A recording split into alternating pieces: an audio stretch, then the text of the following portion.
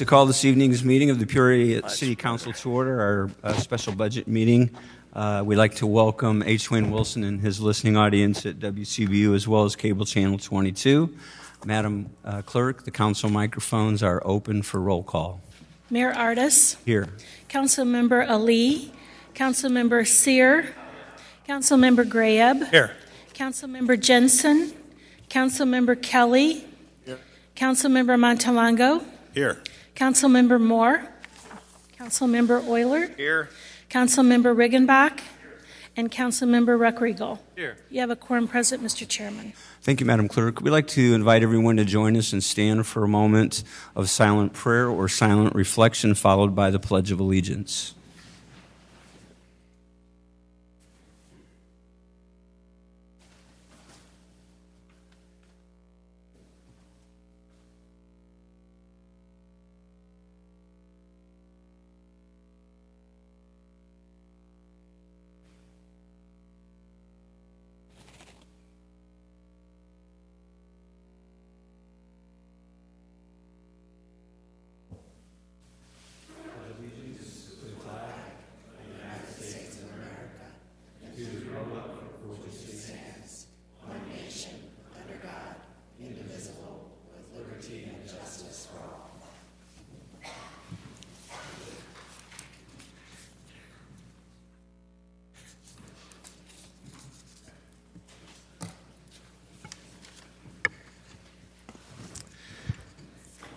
Before we start the regular meeting this evening, we're very fortunate to have with us Rear Admiral Dave Welch. He's the commander of the Carrier Strike Group 15.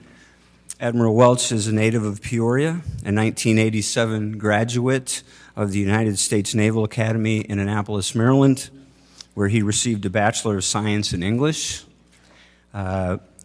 He earned a Master's in National Security Affairs from the Naval Postgraduate School in Monterey, California in 1994, and was a fellow in the Massachusetts Institute of Technology Seminar 21 program.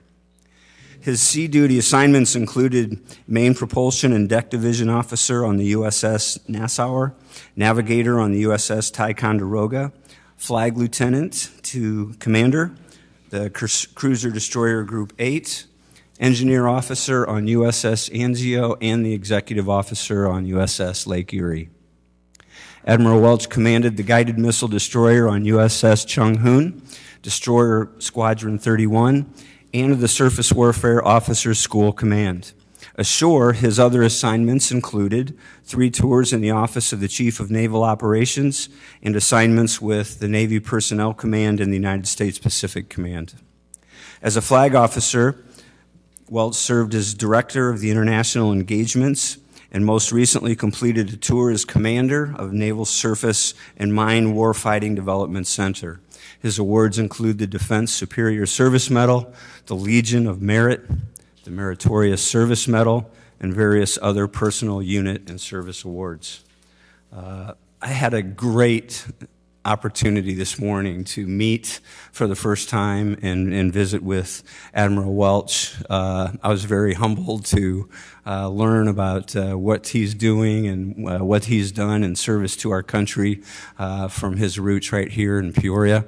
I told him how proud we are of him and his career and what he's done, and I especially appreciate his and his fellow officers in the enlisted service to our country. And on behalf of the whole council, we appreciate that. We thank you for your service.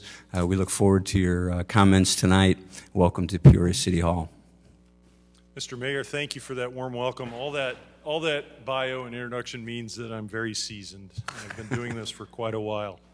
Ladies and gentlemen of the council, thank you for the opportunity to be here today. Mr. Mayor, I also enjoyed our conversation this morning and throughout today, and I can anticipate through my remaining time tomorrow here in the town, I felt a very warm welcome coming back to Peoria.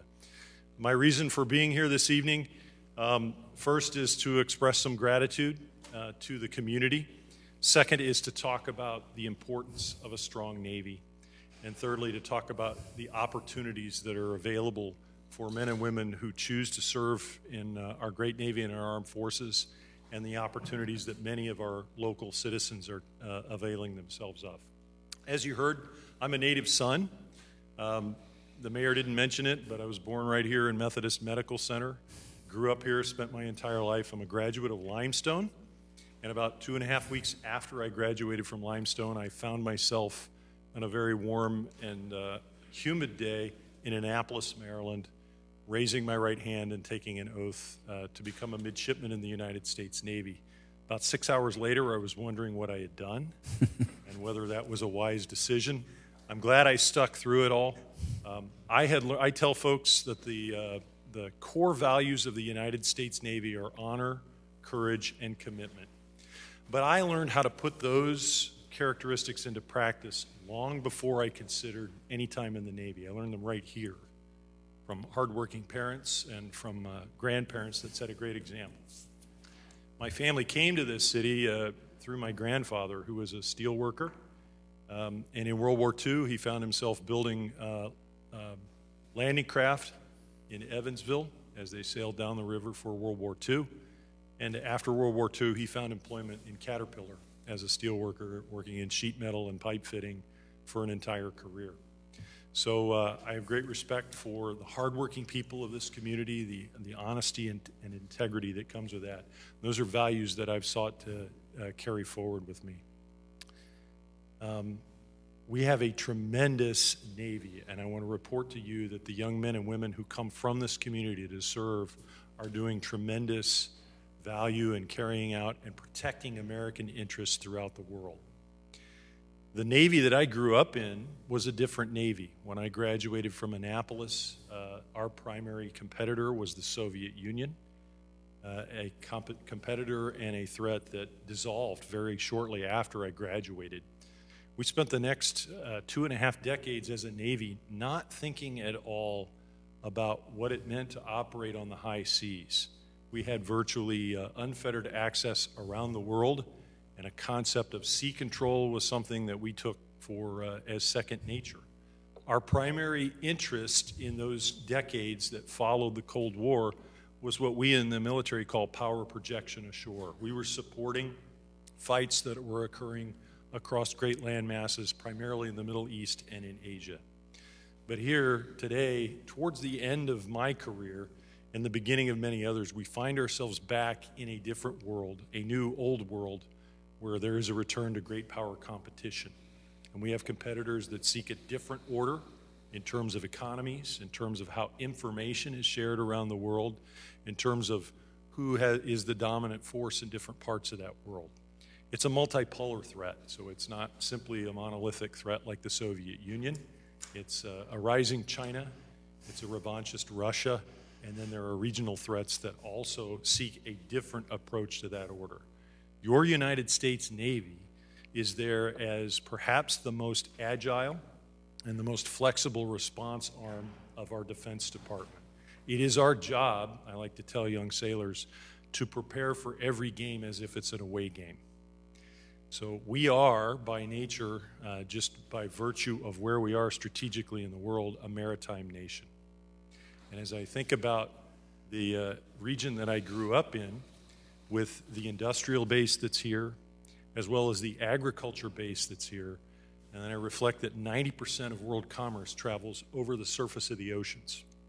It is in our interest to maintain a world order where there is the free flow of commerce and the free flow of information to the benefit of our economy as well as the world's economy. And that's what the United States Navy represents, and that's what we do. At any given time, there's 2 to 4 aircraft carriers that are at sea representing and protecting our interests. They're surrounded by another 5 to 7 ships. Each one of those aircraft carriers and battle groups has about 10,000 sailors in it, many of them natives of Illinois. I was thinking about this evening. There are currently tonight, I'm not giving away any classified information, but there are currently 2 aircraft carriers at sea tonight. They both happen to be named for presidents who are from Illinois, Abraham Lincoln and Ronald Reagan. We also have a number of amphibious ships with Marines on board. So we have a strong Navy. We have a need to continue to grow that Navy and capability, and we have to grow new capabilities so we can meet emerging threats that are out there to maintain the economy, the information flow, the way of life that we all enjoy. The Navy also presents tremendous opportunity. I could not have stood here 37 years ago and imagined that I'd be back here today with this tremendous career behind me and with the education opportunities that I had the opportunity to enjoy, even the things like travel. When I was a young man, it was join the Navy and see the world. And I've been to over 40 countries because of the United States Navy. I've seen some amazing things around the world, all of which are humbling, but also make me appreciate even more my roots and where I'm from and what a special place and what a special country it is that we enjoy here. The last thing that I would leave you with is just as I walked around today and in uniform, I had all kinds of citizens come up to me and say, thank you for your service. I would like to return that back to you as representatives of this community. Thank you for your service, and thank you for your support for your military. We greatly appreciate that. You have men and women who have come out from this community and have chosen to serve in active duty. You have men and women from this community who have chosen to serve actively in the reserve components of our armed forces. And even as they work in businesses and industry here in the area, they take the time and get the support from those businesses to go forward for periods of time as activated reservists and augment and fill out the readiness that we need to have as an armed force. That would not come without tremendous support from a community like this. You also, finally, you create opportunities. And part of why I'm here is to make sure the young men and women understand the tremendous opportunity that's available to them. There are programs represented like these Sea Cadets here. This is the Pimatui Sea Cadets. They are from West Central Illinois. They're the only downstate Sea Cadet chapter that's here. When I'm done speaking, and if I can take any questions, then I'm going to excuse myself so we can step out and I can get to know these young men and women better. But this is one opportunity where they learn about the armed forces, and for many Sea Cadets, many of their predecessors, it leads directly to opportunities to serve, either as enlisted sailors in the United States Navy or in the Marine Corps or other services, or opportunities and paths that lead to a commission as officers in the U.S. Navy. So thank you for welcoming me back. Thank you for this opportunity, Mr. Mayor, ladies and gentlemen, to speak to you this evening, and I'll pause to see if there are any questions for me. Thank you. Any questions or comments for the Admiral? Everybody's pretty focused on getting a budget done tonight, Admiral. So, again, tours in the Pentagon, Mr. Mayor, I can understand that, and all the better reason for me to excuse myself. Right? Well, so. On behalf of everyone, thank you very much for being here tonight. Thank you.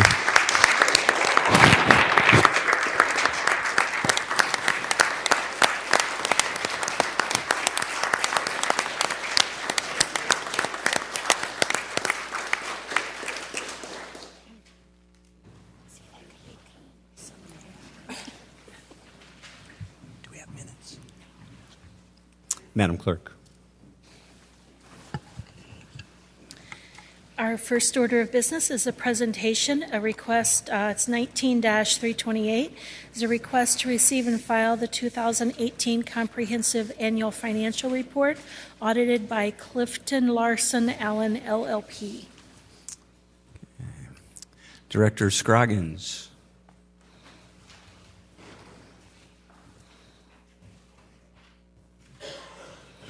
Mayor, this evening we have Adam Pulley from Clifton Larson Allen. He's going to give a brief presentation of our 2018 Comprehensive Annual Financial Report. Okay. So I'm going to turn it over to Adam. Okay. Got a clicker? Have one? Okay. Well, good evening, everybody. As Mr. Scroggins said, I'm Adam Pulley, principal in charge of the FY18 audit for the city. Also joined by Lindsay Samp, who is the manager on the engagement. Thank you, John. Issued a number of items. I think everybody has in front of them this right here. I will go through it pretty quickly at a pretty high level as you are looking to get to the budget. Understand that. So high level, looking at the financial statements. If you were to go through the CAFR there, Page 1 is where we have our audit report. We issued a clean, unmodified opinion over the financial statements. That is the best opinion we can give. Within the opinion, it also notes that your 2 pension funds, as well as the Foreign Fire Insurance Fund, were audited by other auditors, but they also gave clean opinions on those respective funds.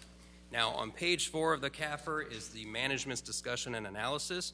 If you were not going to go through in detail the entire CAFR, I highly recommend checking in that management's discussion and analysis, as well as the transmittal letter nearby that provides a really good synopsis of FY18 for the city, so I highly recommend that. Page 15 is where you would find government-wide statement or full accrual basis financial statements. There you would see assets plus deferred outflows of $487 million, contrasted with liabilities and deferred inflows of $621 million, which results in a net deficit position for the city as of December 31st, 2018 of negative $134 million. Now, that is a change in net position comparing from the beginning balance, that the net position or the equity of the city actually increased $8 million during FY18 on the full accrual basis, compared to a loss of $28 million during FY17. Page 19 is the governmental fund financial statements, so this is modified accrual basis. This excludes the new stormwater fund that came into play in FY18. The change in those total fund balances were $8 million for FY18 compared to 17, which was a loss of $13 million. Page 27 of the CAFR is where you would find the proprietary fund financial statements. This is where that new stormwater utility fund is reported. Established in 2018, there was a positive $6.3 million change in net position for that fund. This is the first business type fund that the city has. It is primarily funded by charges for services as opposed to most of your other funds, which are taxes and grants. The next few slides are really more for reference. It's just comparing classifications of revenue, expenditures, showing the change in fund balance of a few funds over the years. I'm going to skip over those in the interest of time. Now, we also performed an audit over federal grants of the city. This is referred to as a single audit. Once again, we did issue an unmodified or a clean opinion over the single audit. There were no findings over federal grants of what we tested at the city. Now, there were 2 findings from a financial statement perspective. These are the same 2 findings that we've had in the last couple years. The first one being for audit adjustments. There were material audit adjustments that we proposed during the audit, most of which were there to help convert from that modified accrual basis of accounting to the full accrual, as well as that establishment of that new stormwater utility fund. The other finding, lack of segregation of duties within the general ledger software. Once again, during FY18, there was not enough segregation of the individual users within the software.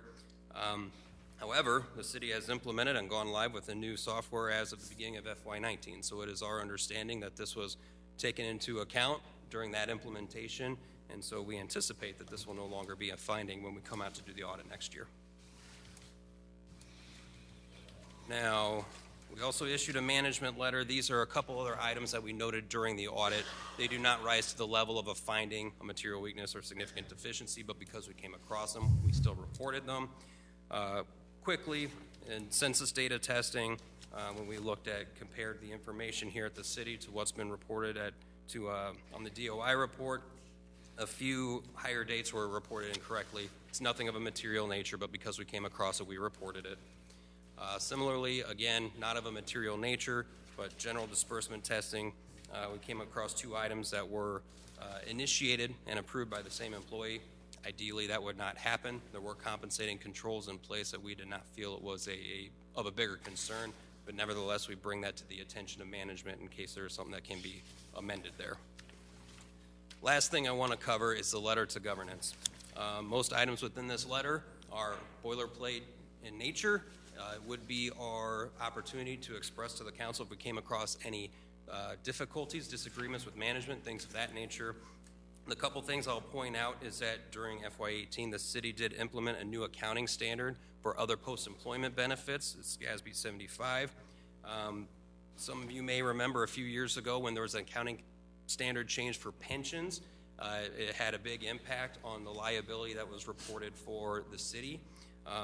This, for other post-employment benefits, so health care for retirees, is now reporting the liability in the same facet as the pensions. That changed from a few years ago. So that resulted in a restatement or a prior period adjustment in order to implement the standard and actually increase the net position of the city by $45 million. The last item, I mentioned the stormwater utility fund. I mentioned the new general ledger software. Both these items required a fair amount more time to navigate through. We asked several questions, and we investigated several balances of that new stormwater utility fund because it was new. We probably drove the finance department nuts, but nevertheless, it did lead to some delays with the audit issuance during this year. That is all I had to report. I'm happy to answer any questions. Any questions for Mr. Pulley or for the finance director? Councilman Sear. Thank you, Mr. Mayor. Just one quick question on the report for the police pension fund, Peoria. I'm sure it's a typo, but it says for year ended December 31st, 2016. Is this a typo, or are we 2 years behind? Some of the reports we received. Maybe there was a 16 mixed in with the 18. Okay, I may give you a should prior be year copy, so should be 2018. I'll check and get you. Yeah, there should be a 2018. Thank you. Thank you, Mr. Thank Mayor. you. Any other questions? Councilmember Kelly. Yes, thank you, Mr. Chairman. On that last page, sir, I'm not sure I caught it. Did you say that the GASB number 75 had us post a liability for anticipated health care costs out into the future? Okay. It is, sorry, go ahead. Why did that end up being I don't understand why that ends up being a positive. It's a good question. The liability had always been reported under a different accounting standard, GASB 45, and that was the way that was measured. This is all actuarially driven numbers. There's a lot of assumptions that go into that, but regardless, the method of how that was reported versus under the new standard caused that difference. The liability was always reported, but now it's recognized at a lower level, which caused that positive change. Future liability was always reported. Okay, thank you. Councilman Montalongo. Thank you, Mr. Chairman. Quick question on the general disbursement testing. You stated during general disbursement testing, 2 of 22 non-payroll disbursements tested had purchase requisitions that were initiated and approved by the same employee. Were those significant dollar amounts, or were those dollar amounts? I don't remember offhand. We have that retained, that information, but I do not remember offhand. It was not material in nature, which is why it was reported as an other item that we came across and noted. I'd like to know what those dollar amounts were and the detail. Thank you. Okay. Any other questions for Mr. Pulley? I'm seeing none. Thank you for your report. Director Scroggins, did you have anything else? Okay. If there's not, we'd accept a motion to receive and file. Councilman Sear, seconded by Councilman Ruckriegel. Please cast your ballots.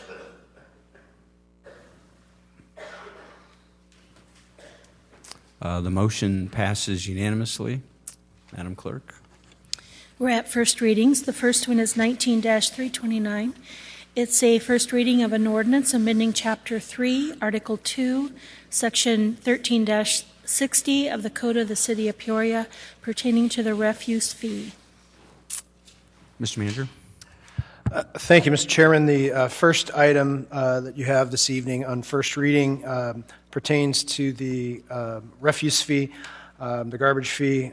We're proposing, as we have identified within the budget, that the fee beginning next year be set at $21 and then increasing $1 each year after that. So it's $21 per month for the year 2020, then going $22 in 2021, $23 in 2022, $24 for 2023, and then $25 in 2024.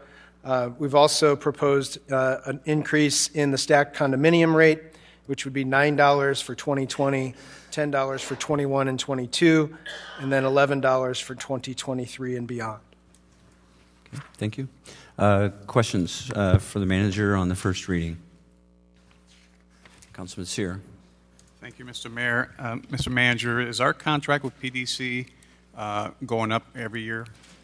Yes, it is. There's a cost escalator in the contract that I believe is 2.75%. And then you also have the increased landfilling costs, which are growing at a rate of 6% a year.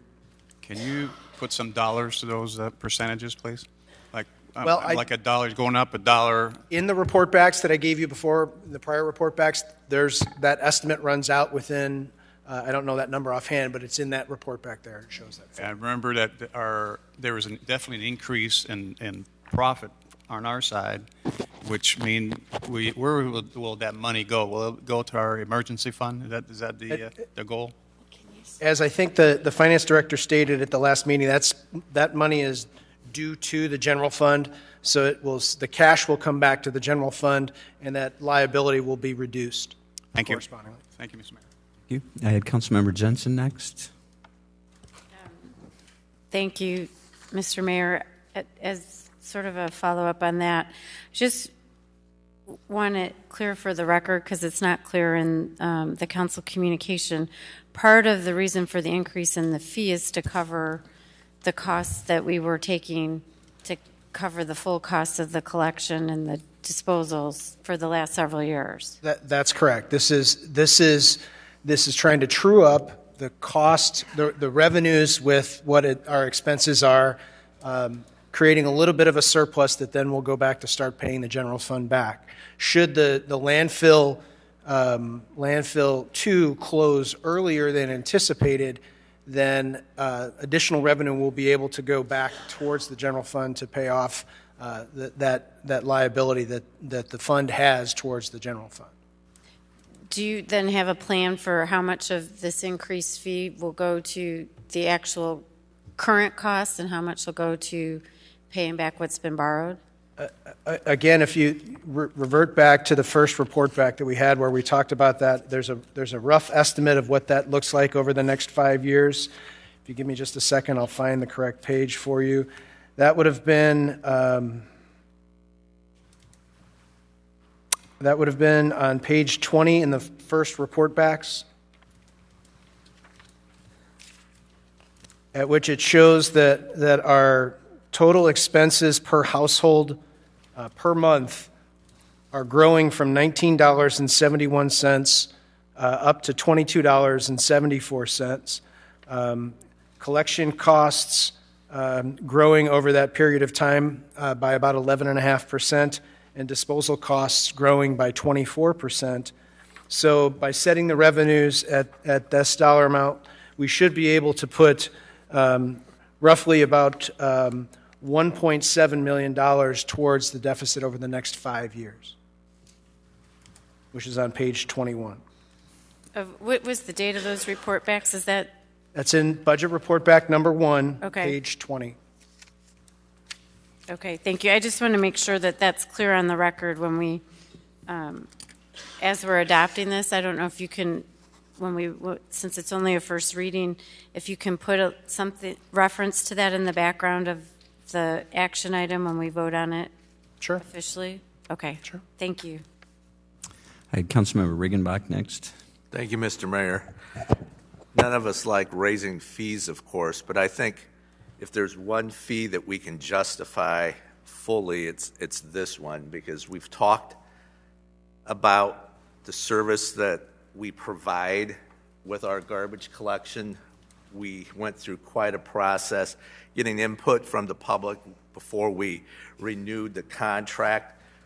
This is what the people asked for with bi-monthly recycling, with the expanded landscape waste, with the unlimited garbage pickup. I think this page 20 just really lays it out clearly. As I've talked to homeowners associations and neighborhood groups, I always say this is truth in budgeting at its finest, that this garbage fee covers the cost. This isn't going for other things. This is going exactly for the service that we've promised. So hopefully landfill 2 will close sooner than later and we can get some relief on the disposal costs, but that unfortunately is something that's out of our control. So I definitely am going to be supportive of this when it comes back next week, but I think this is something that we can easily explain to the constituents where this cost is coming from and what it's doing. So Thank you. just wanted to. I had Councilmember Euler next. Thank you, Mr. Chairman.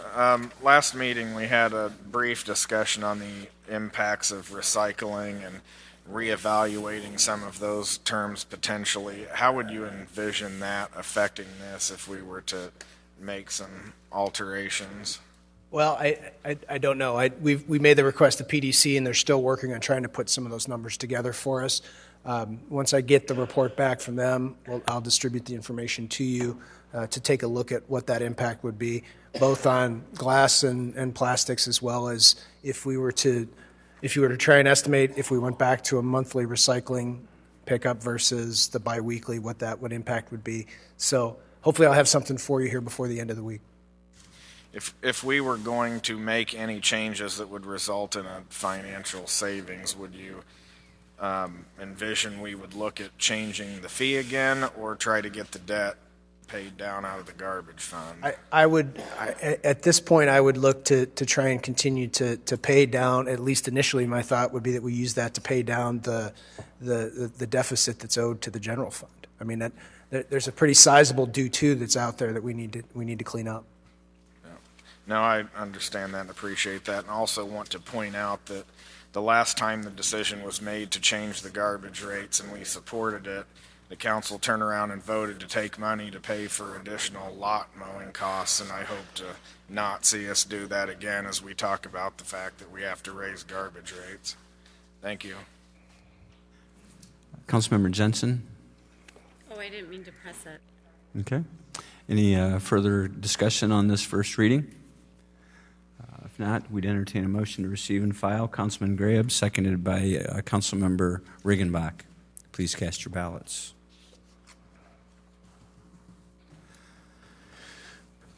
The motion passes unanimously. Madam Clerk.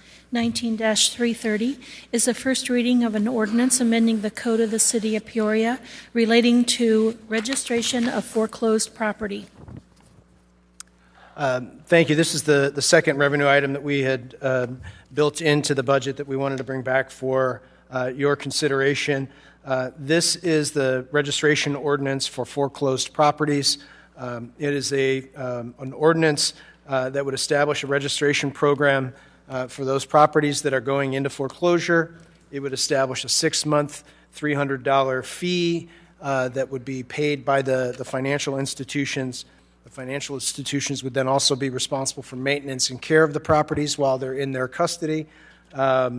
Ultimately, this is a fee that is modeled on fees that we've seen in West Peoria and East Peoria as well. Both have fees that are established like this and ordinances like this requiring financial institutions to maintain these properties and to register them with the city. So we're estimating that the revenue impact of this fee would be about $300,000 per year, based upon the current rate of foreclosures that we have inside the city. Questions, discussion. Councilman Ruckriegel. Great. Thank you, Mayor. Just a quick question on there. With revenues going up $300,000 as sort of budgeted here, do we know what the anticipated expenses of the contract to be able to manage this would be as well? We're probably looking at about $100,000 if we were to manage this. We're looking at drafting the RFP to see if there's a private firm that can handle that work for us and manage that process for us. So that's approximately what we're looking at would be the cost. Okay, thank you.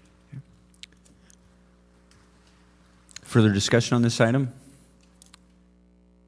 Motion to receive and file. Councilman Jensen. Thank you.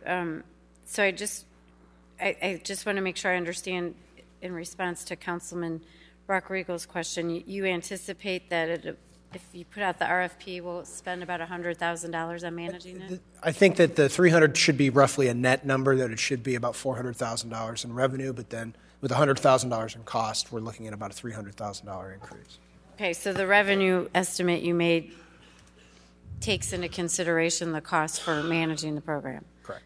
Okay, I just want to make sure, because I know some of the other some of the other examples that we've done lately with contracting out, like with the stormwater utility fee and others, it's ended up costing more than what we anticipated, or? It's costing about what we anticipated them to be, so. Okay, all right, thank you. Further discussion? Seeing none, we have a motion to receive and file. Councilmember Moore, seconded by Councilmember Riggenbach. Councilman Kelly must have had a light there in between the motions, so go ahead.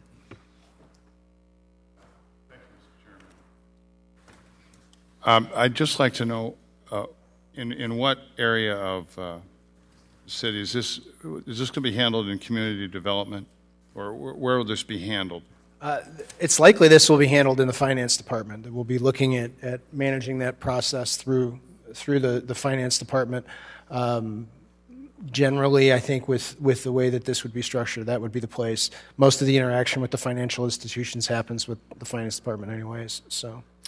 Okay, and do you, I guess, have an anticipation of how many of these we're going to see a year? It's over? Well, I think as we've looked at the basic number of foreclosures that we've had inside the city, that we've estimated that we should be seeing roughly $400,000 a year. So at $600 a year, that would give you the number of annual foreclosures we have. So. Okay, I just, it seems to me that $100,000 of costs of hours is a little high, but I hope I'm right, but perhaps I'm not. So thank you. Any final questions?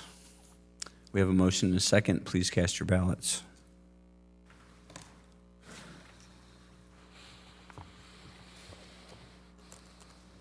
Passes unanimously, Madam Clerk. 19-331 is the first reading of an ordinance amending Chapter 18, Article 14, Section 18-613 and 614 of the Code of the City of Peoria pertaining to cigarettes. Thank you. This is the third revenue item. This would be the proposal that we're looking at changing the way that we handle the licensure of cigarette and tobacco sellers inside the city.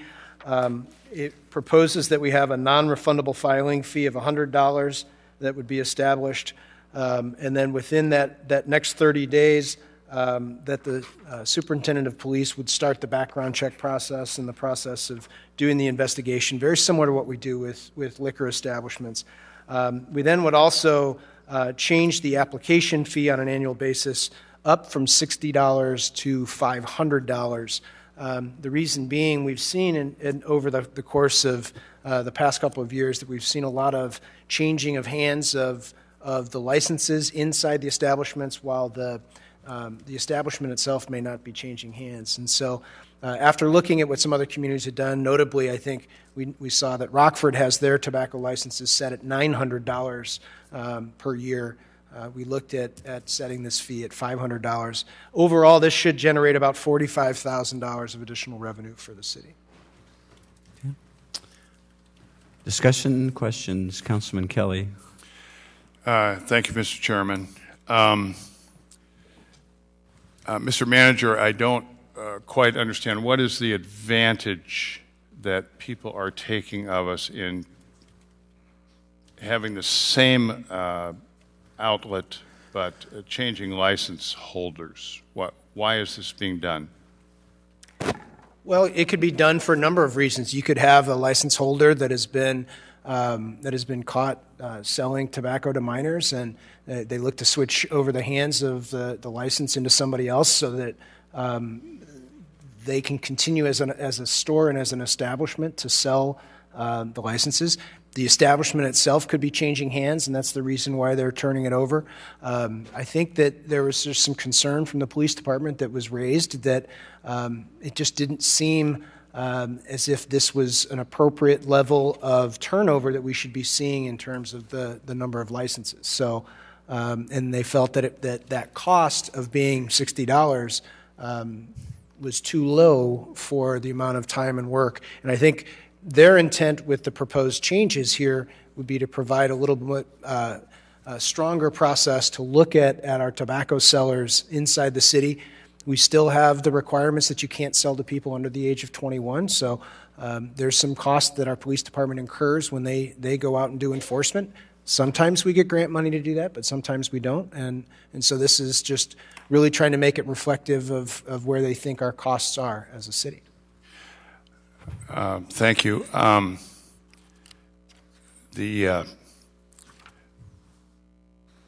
Is it illegal for a cigarette license holder to have a record, a criminal record?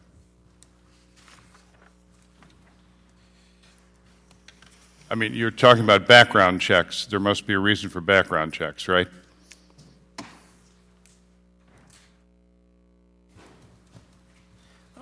Councilman, I would have to check on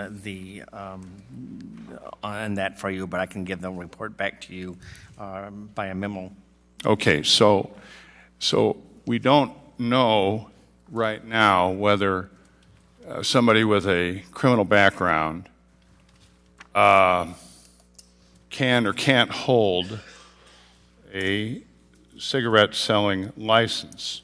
So why, if we don't know that, apparently that wasn't part of the calculus in saying that we're going to run background checks. Why are we going to run background checks on these folks? Well, I guess the answer to that is the criminal background checks are effective and can be utilized under circumstances. Under certain circumstances, I would have to review, and I would like the opportunity to review and advise as to what sort of crimes or what sort of criminal background would be a bar to hold in a license. Okay, I find it curious that we're going to spend money on criminal background checks when we don't really know why. I mean, is this kind of an excuse for the higher charge, or you don't have to answer that, but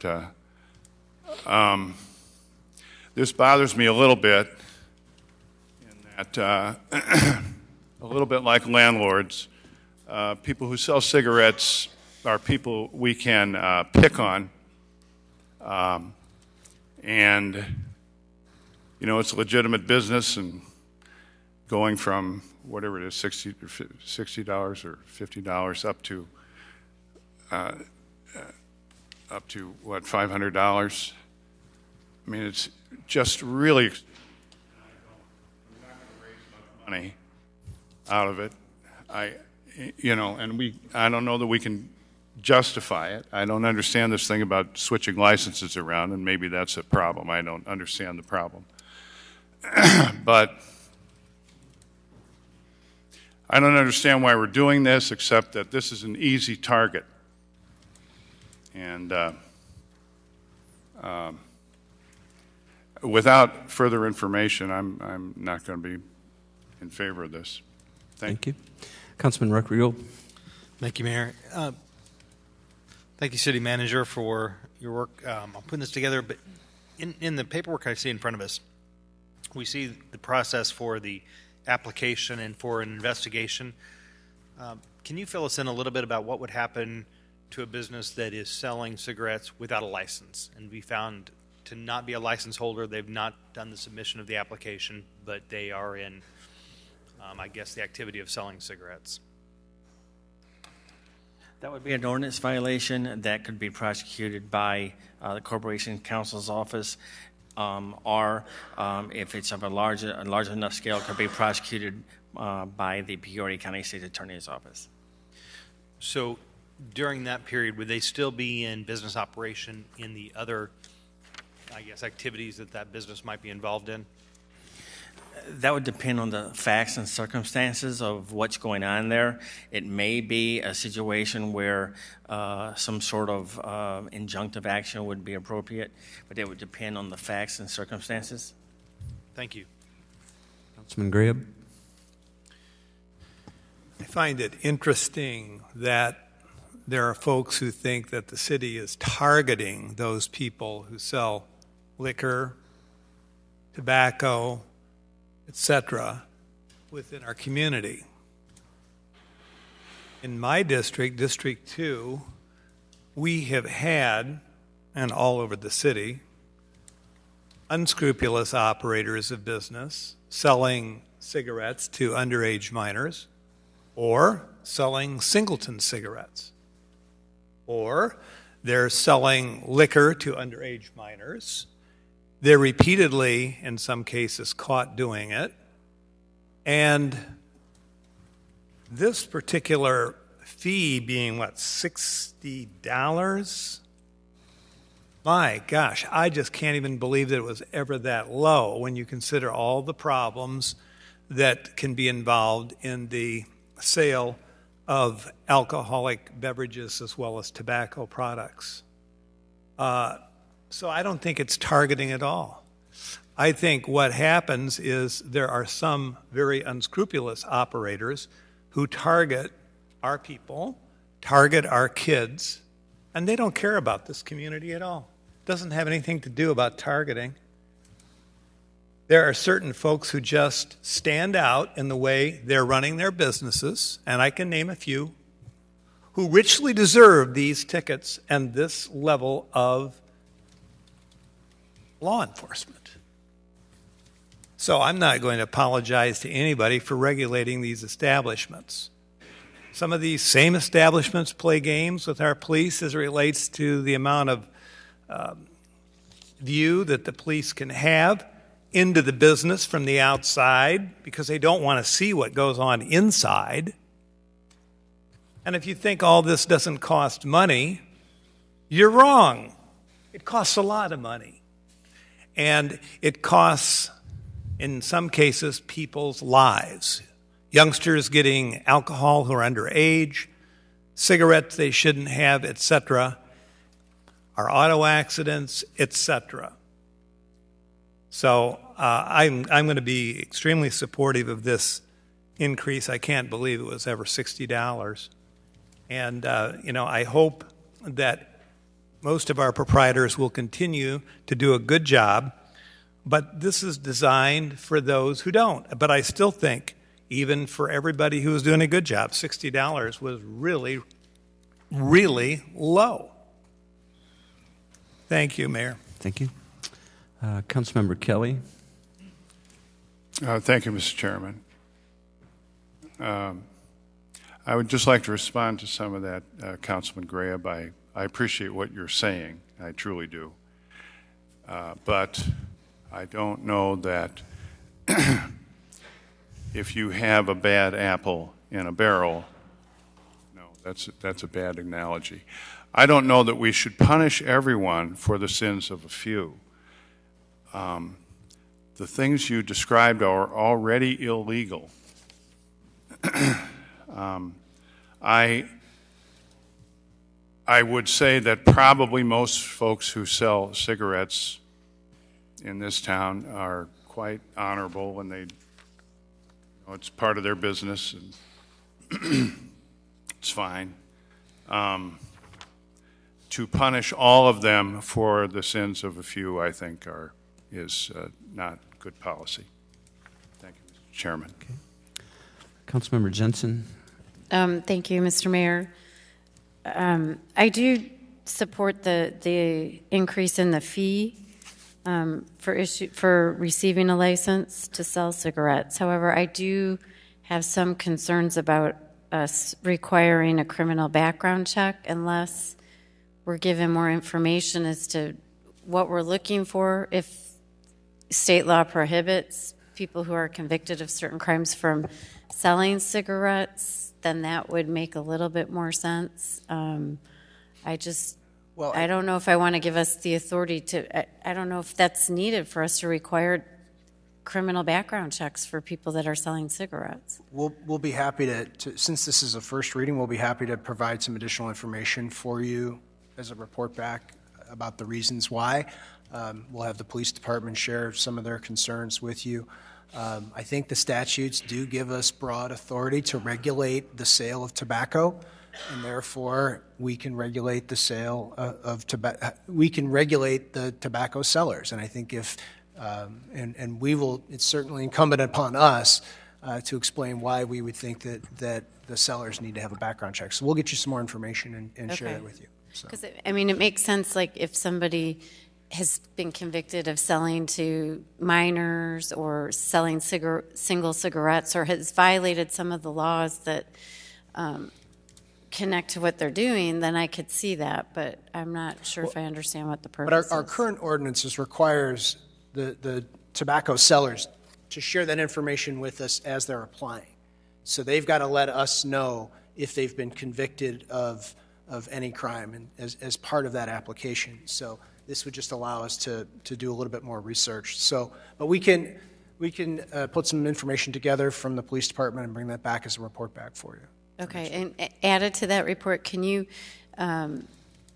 put in there if there are certain crimes that we use as a reason for not allowing a license currently, or if that's what we plan to do? Because I'd like to know that. I mean, certainly if people have, I don't know, been convicted of other things that have nothing to do with their ability to do that job, I don't want it to be a barrier to them for them being able to do that. Thank you.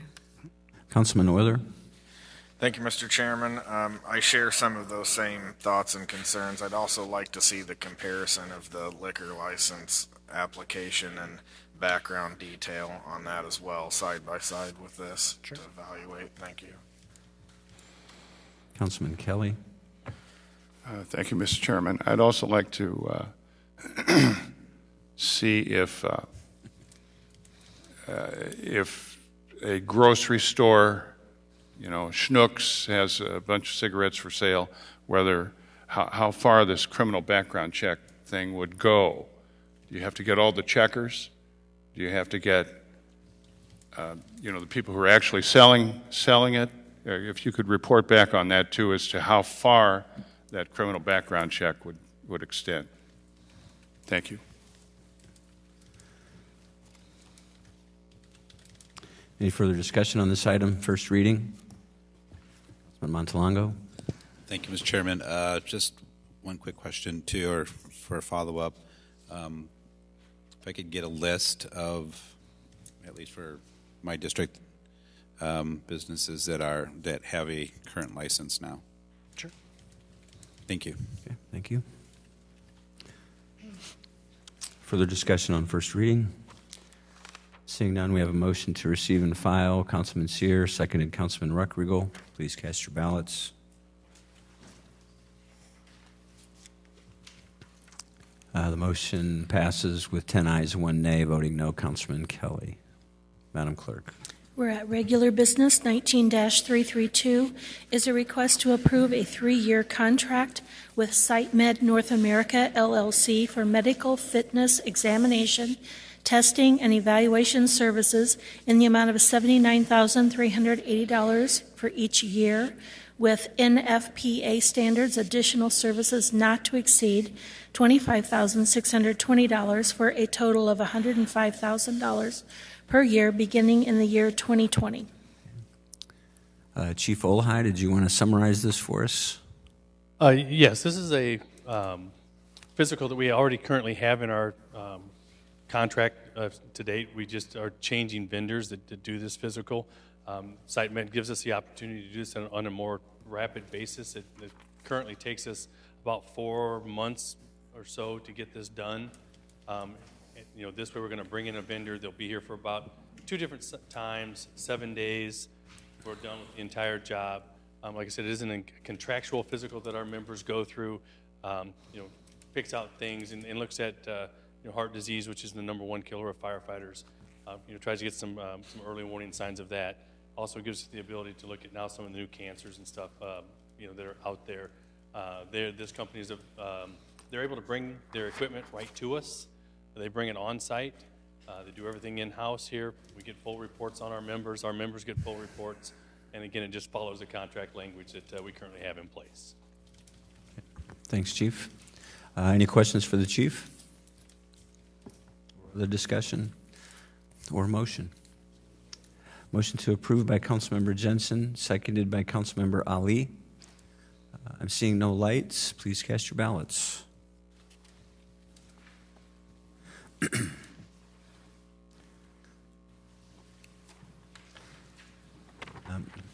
Okay.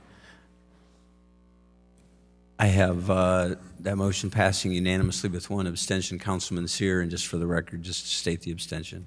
I work as a client of mine, so I just can't vote on this. Thank you. Okay. Madam Clerk. 19-3033 is a request to approve a resolution raising parking rates at city-owned facilities. Mr. Manager. Thank you, Mr. Chairman. The next item is actually a resolution, and this does not require a second reading. This is to set the rates inside our parking decks. The state of Illinois, as part of their capital bill, increased and imposed a monthly and a weekly and a daily tax on parkers that park inside parking decks and in parking lots, if you're paying to park in a parking lot. That cost is 9% on monthly parking rates and 6% on daily and weekly parking rates. The proposal that you have in front of you would be to adjust our monthly parking rates only, leaving our weekly and our daily parking rates the same. What we've anticipated from this is that with the fee increases, we would generate a net increase to the general fund of about $27,000. This includes the increased revenue of $180,000 and the increased expense of $153,000. Should the General Assembly, since they're meeting this week in the veto session, decide to exempt municipally owned parking decks, we would come back to you with a resolution to rescind this action. But as part of the budget, we wanted to make sure that we had taken this into consideration. Indications that we're receiving from Springfield is that they will clean that up in the veto session that started today. So as the communication states, if that happens, that we expect it to be rescinded shortly thereafter. Councilman Kelly. I think you implied an answer to my question, Mr. Manager. I think the last time we discussed this, you said you weren't sure whether municipally owned decks were included in the statute, and I guess they are as the statute stands now. They are as the statute stands now. The IML has made this one of the items in the veto session that they're working to try and see that the General Assembly exempt municipally owned parking decks, and if that's the case, there would be no need for this action. Thank you. Councilman Sear. Thank you, Mr. Mayor. If these actions are not rescinded, Mr. Manager, how would this affect our contract with OSF, if any? Well, I think that's a question that we're still going to have to work through with OSF. That the way that the redevelopment agreement stated is that all of the taxes that were being paid, they were taken care of. So I would argue with the hospital that this would be just simply another tax and that they should be absorbing that cost. Okay. Further discussion on this item? Councilman Moore. Thank you, Mr. Mayor. I do have a quick question, Mr. Manager. If this is an increase that is as a result of the state passing it down to us, so we have to collect this money and send to them, is that correct? Correct. Okay. So if we're doing that, but you indicate here that we have a general fund balance increase, so we would net an increase of $27,000 to the city? And so I'm wondering if it's one thing to tell the citizens that we don't have a choice about this. The state told us we need to do this, so we need to do that, and we're going to send everything we collect to them, apart from any collection fee kind of thing. But then to see that we're putting extra money in our fund and saying that it's because of the state, I'm trying to figure out why we're doing that when we have so many people coming into the downtown areas, and we're trying to get them to go into the parking decks and not park on the street. And for them to see that we're putting this money in our own pocket, I'm struggling with that. Well, the reason is it's a 9% tax. It's difficult to say if our parking rate is $63, that we're going to now start charging you $63 plus 9% on top of that.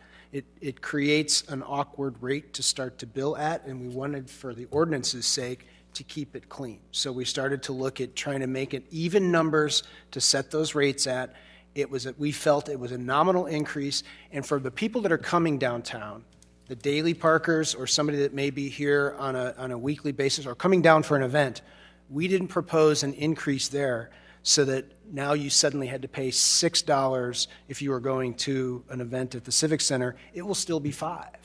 Or if you were coming downtown for a day, it will still be $6 to park in the lot all day, simply because we didn't want to affect the short-term transient parkers. The monthly parkers are those people that work here, that are working in the central business district, and that's the reason why we were looking at this. If we're going to be subject to that tax, we just looked at adjusting it that way. And I think, secondly, in terms of a small dollar amount, we haven't raised our rates since 2014. So this will be 5 years that we have gone without any kind of revenue increase in the decks as well.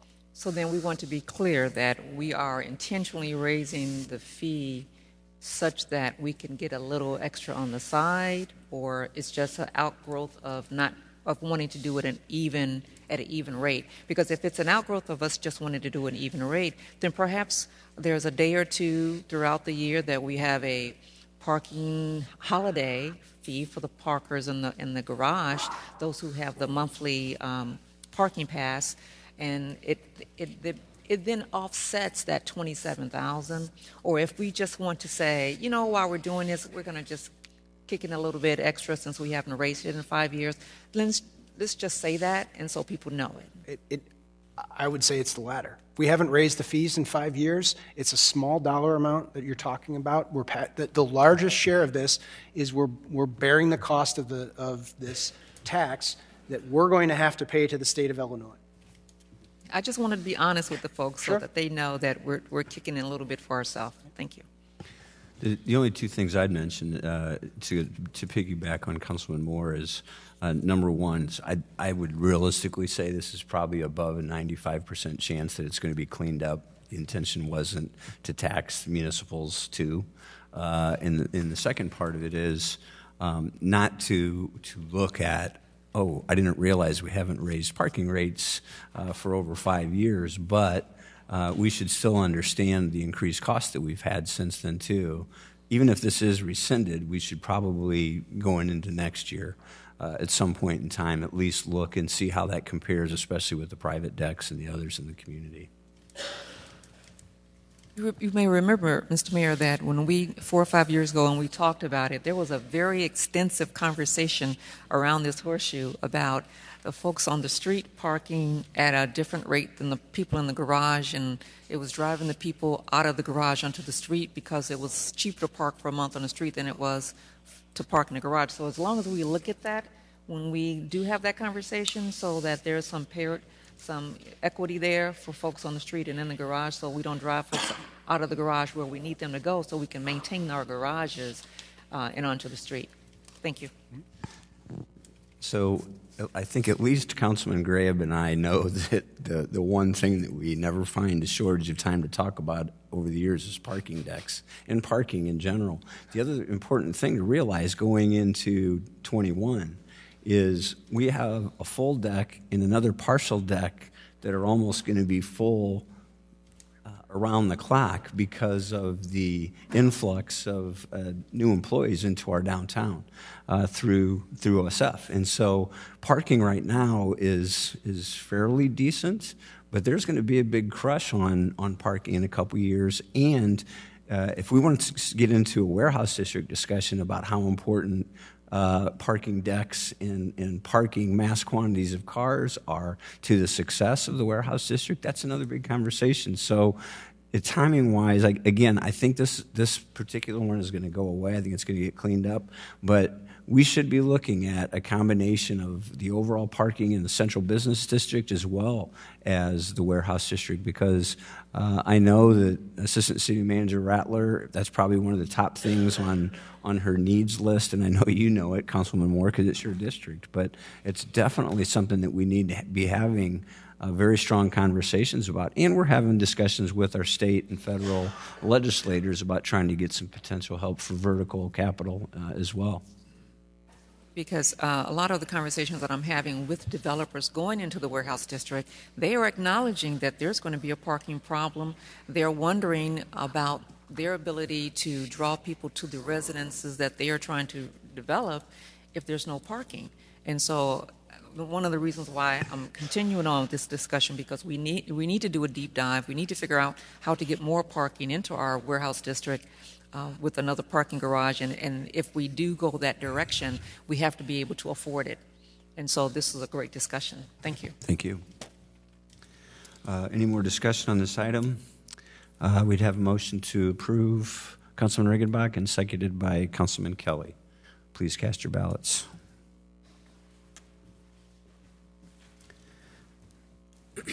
The motion passes unanimously. Madam Clerk. 19-334 is a request to adopt an ordinance providing for the issuance of general obligation bonds in an aggregate amount not to exceed $18,500,000 for the purpose of financing various capital improvements in and for the city and refunding certain of the city's outstanding bonds, providing for the levy of a direct annual tax sufficient to pay the principal of and interest on said bonds, and authorizing the sale of said bonds to the purchaser thereof. Director Scroggins. Thank you, Mr. Mayor. What you have before you is an ordinance for issuing bonds of $18,500,000.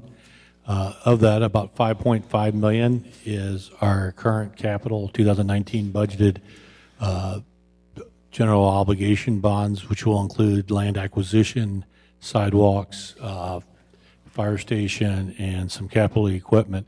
Along with that, there's approximately $12.5 million worth of refunding bonds that we have an opportunity to refund our 2010 general obligation Build America bonds, anticipating savings at this point in time. We won't know until the bonds are sold, of about $100,000 a year for the next 12 years, or about $1.2 million. Okay.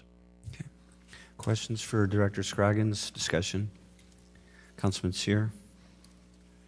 Thank you, Mayor. I have, Director Scroggs, 5 or 6 questions. I should have called you earlier today. I didn't have time.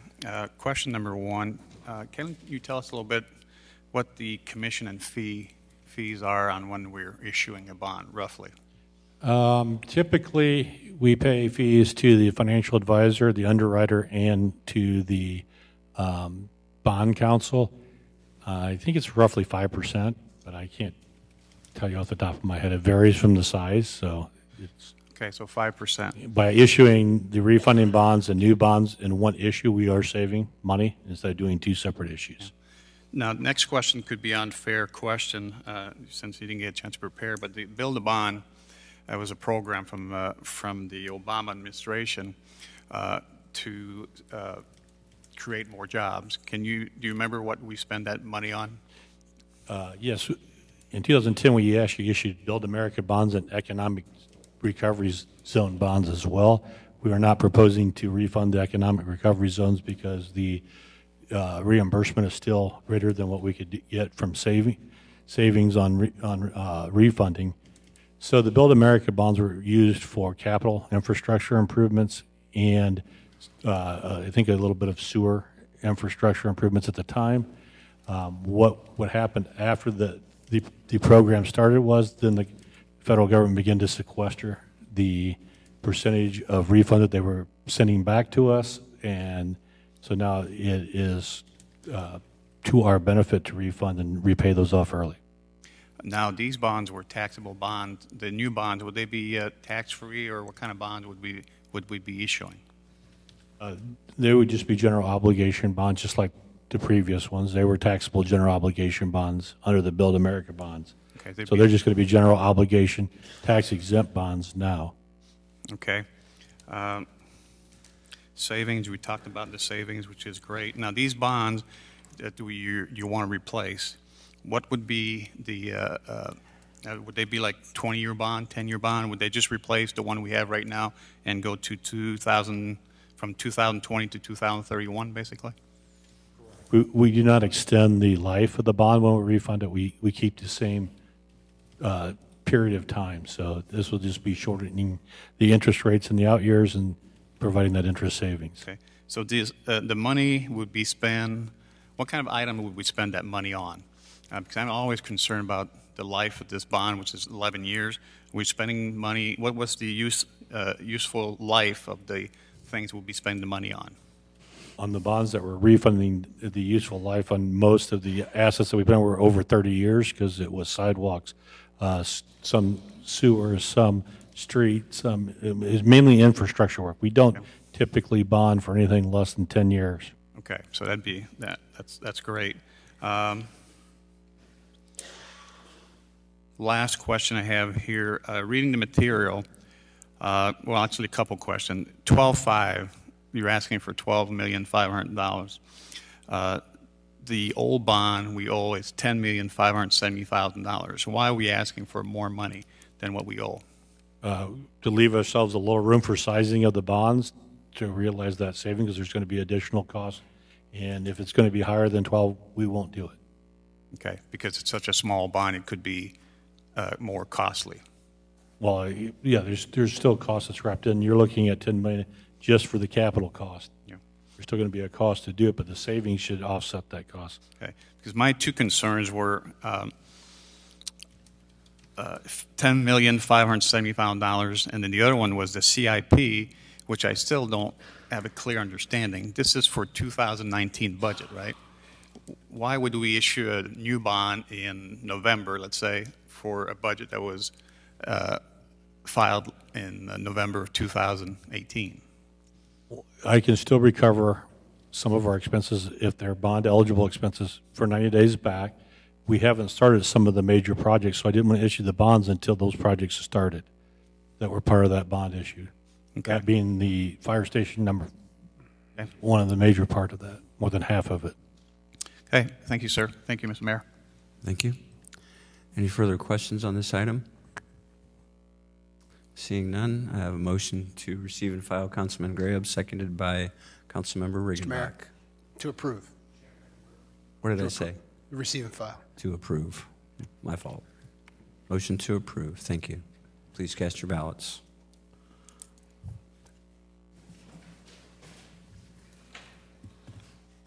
The motion passes unanimously. Madam Clerk. We're at unfinished business 19-318 is a request to receive and file a presentation and discussion of the 2020 to 2021 biennial budget. There are several handouts on your desk. Thank you. Mr. Manager. Thank you, Mr. Chairman. I'd like to, if I could, start with just some of the housekeeping for you. We did have some updated sheets.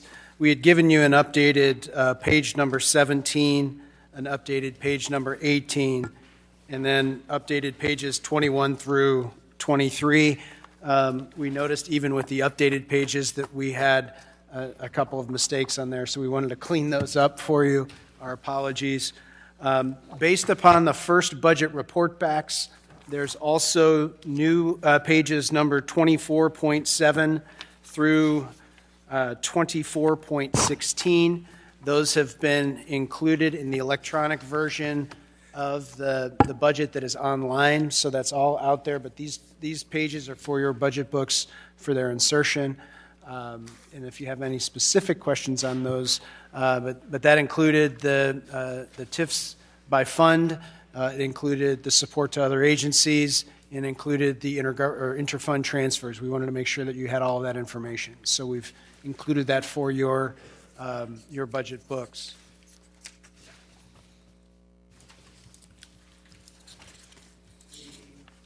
Next item, I guess we had 6 report backs that we sent out to you last week.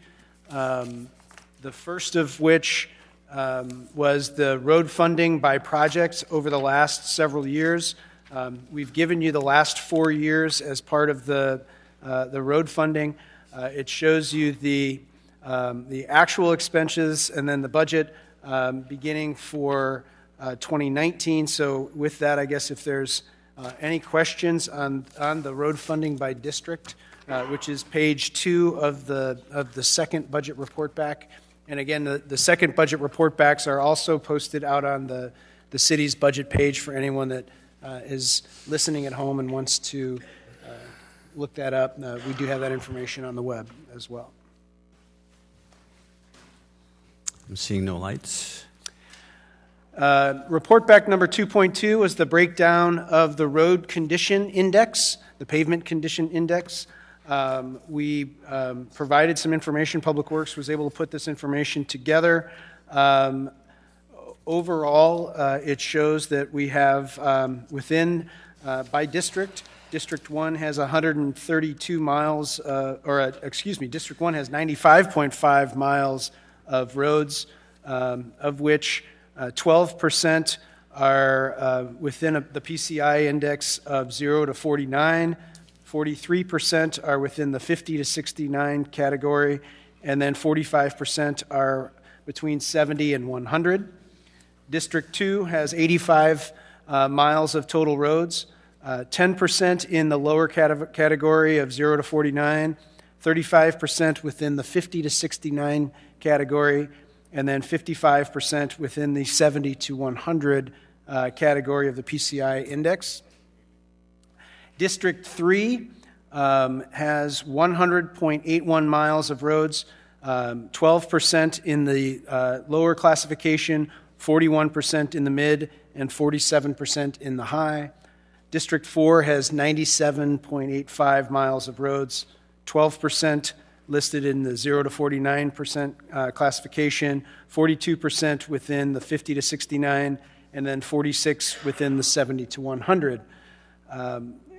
The District 5 has 132.8 miles of roads, only 8% within the 0 to 49 range, 35% within the 50 to 69 range, and 57% within the 70 to 100 range. We also provided the council with maps of each one of the council districts that shows the streets with the relative pavement condition. And then I sent out under separate cover, which rolls into the third report back, since this is all kind of tied to roads, the link to the active listing of our condition of the PCI index. It's in the ArcGIS system, as well as the pavement preservation projects that we've had over the last 6 years that are listed out there on ArcGIS. And with that, I'd be happy to answer any questions, or the Public Works team, who is here as well, would be able to answer any questions.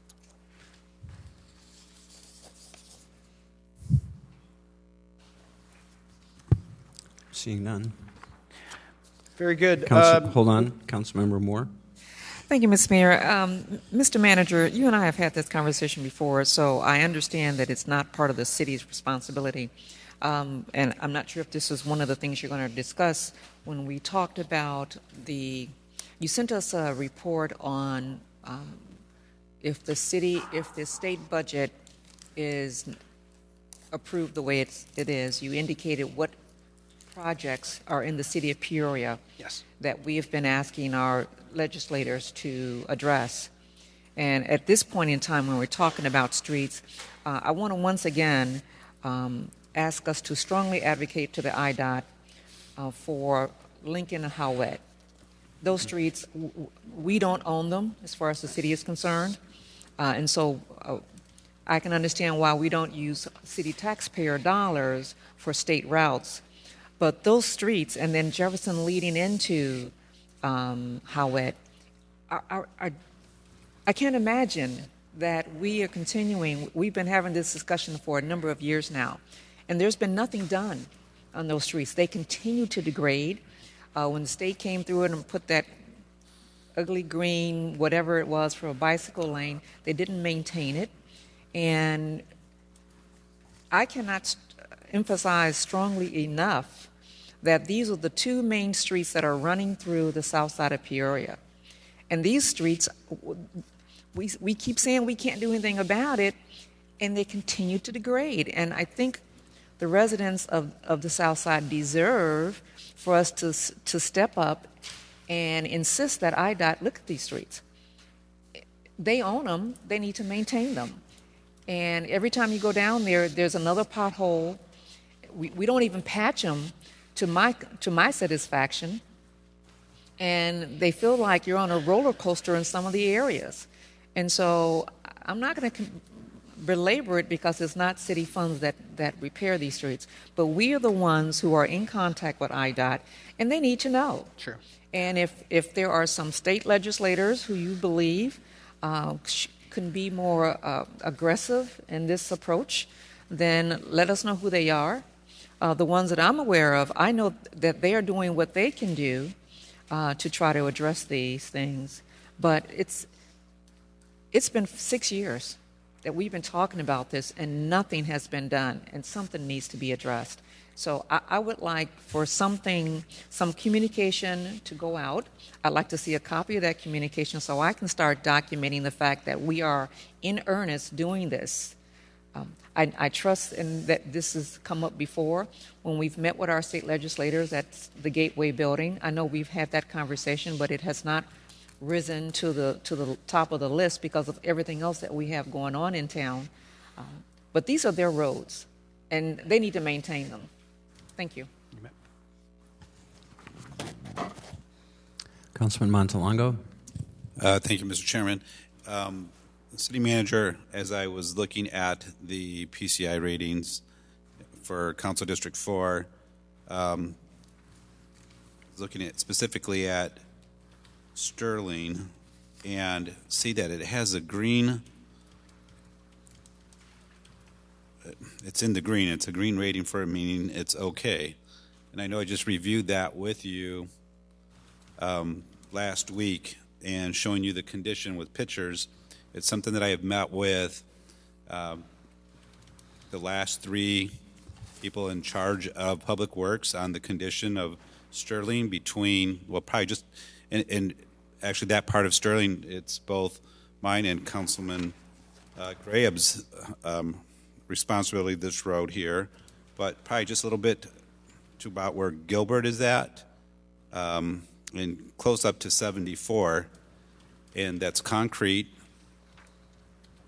And it's the concrete slab, the same issue that we have going on Glen Avenue. It's falling apart, and it's an expensive fix. But the thing that bothers me the most is I see that it's green. So something's wrong here with either the data that's coming back to us, or however this is transformed into a coloring system. But this cannot be accurate. So that's my concern with this here. Councilman, this is 2017 data. I think we've got Director Lewis or Assistant Director Lewis is coming up to talk about that. But this is, you have to remember, this is the data that was taken as of 2017. We do have as a capital program request for this upcoming year to update this entire pavement condition index, so we'll get the third data point of this. But as of 2017, this was still in the green. So Director Rogers was the person of the 3. He was the last person that I had talked to. I should say the first person I talked to. The last was Director Lewis, Interim Director Lewis at the time.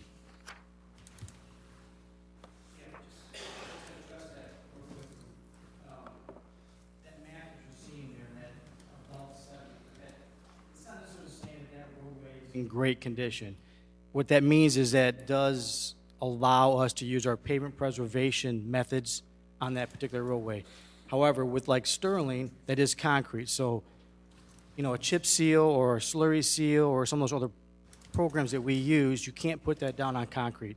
So a 70 isn't what I would call great, but a 70 does allow us to use these other treatments on some of those roadways.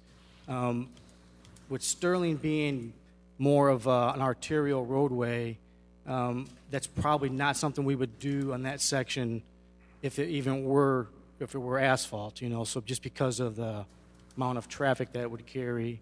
And as City Manager said, those are from 2017. When we do it here in the spring, it's likely going to be, somewhere, between 55 and 70, I would guess. So am I hearing you, there's going to be some work done on it, or not going to be some work? So I guess the question would be, I'm getting this in queue at some point in time. It's a complete reconstruct? That's what I would think, yes. I'm sure that's going to be very costly to do. But in the meantime, and I know from traveling on it, and it's been this way a little bit longer than 2017, especially come the winter time, it gets to be very, very bumpy. You feel like you're going over railroad tracks the entire period. But it's to me, it's getting to that point where it's going to be a complete rehab, and if there's nothing that we can do for it, that's going to be another significant cost for the city.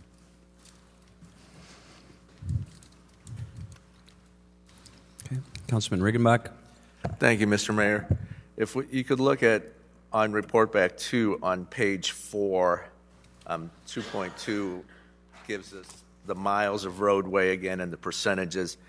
As district council members, we all are very protective and want to make sure that we're getting every dollar we can for our districts. But I think without getting into the minutia of it, these percentages indicate that we're doing a pretty good job of keeping things balanced. Let's not kid ourselves. These district boundaries change every 10 years, so that's not even the point. The point is that we have a city that we need to take care of, and if it's 8% or 10% of the roads in that lower category, of course we want that number to be as low as possible, but let's not beat ourselves up too much. I think we're doing a really relatively good job of making sure these resources, as sparse as they are allocated throughout the city in an equitable manner. So I just want to point that out, because as district members, we get calls asking, why is it going here and not there? And I think this is a good information for us to be able to share with the folks, that we, as much as I want everything to go in the 3rd district, my colleagues want it all to go in their districts, and we've got a city here, and if you look at the numbers, I think it's not perfect, but I think it's pretty fair. Thank you, Mr. Mayor.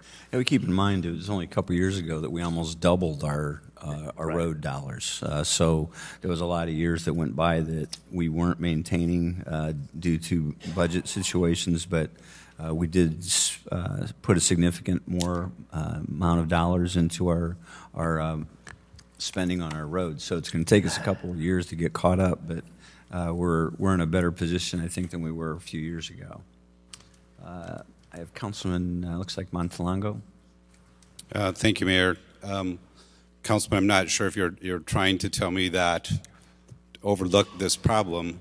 Maybe you can for your district, but this is a significant one. The main thing I'm pointing out is that this has got a green rating. This is not a green street. It wasn't in 2017 either.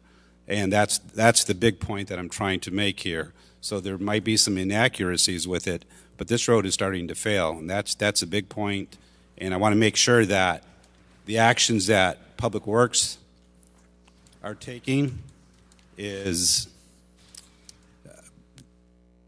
and if you're following just the color coding here, perhaps you need to take a look at this a little bit deeper and pay some more attention to these roads. This road.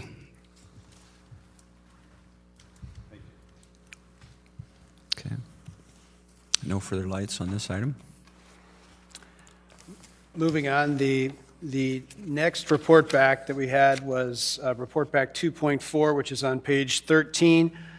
which just simply is a comparison of the 2019 CIP coupled with by district and funding source as well. So that's there for you, and I guess if there's any questions on that one, we'd be happy to answer those.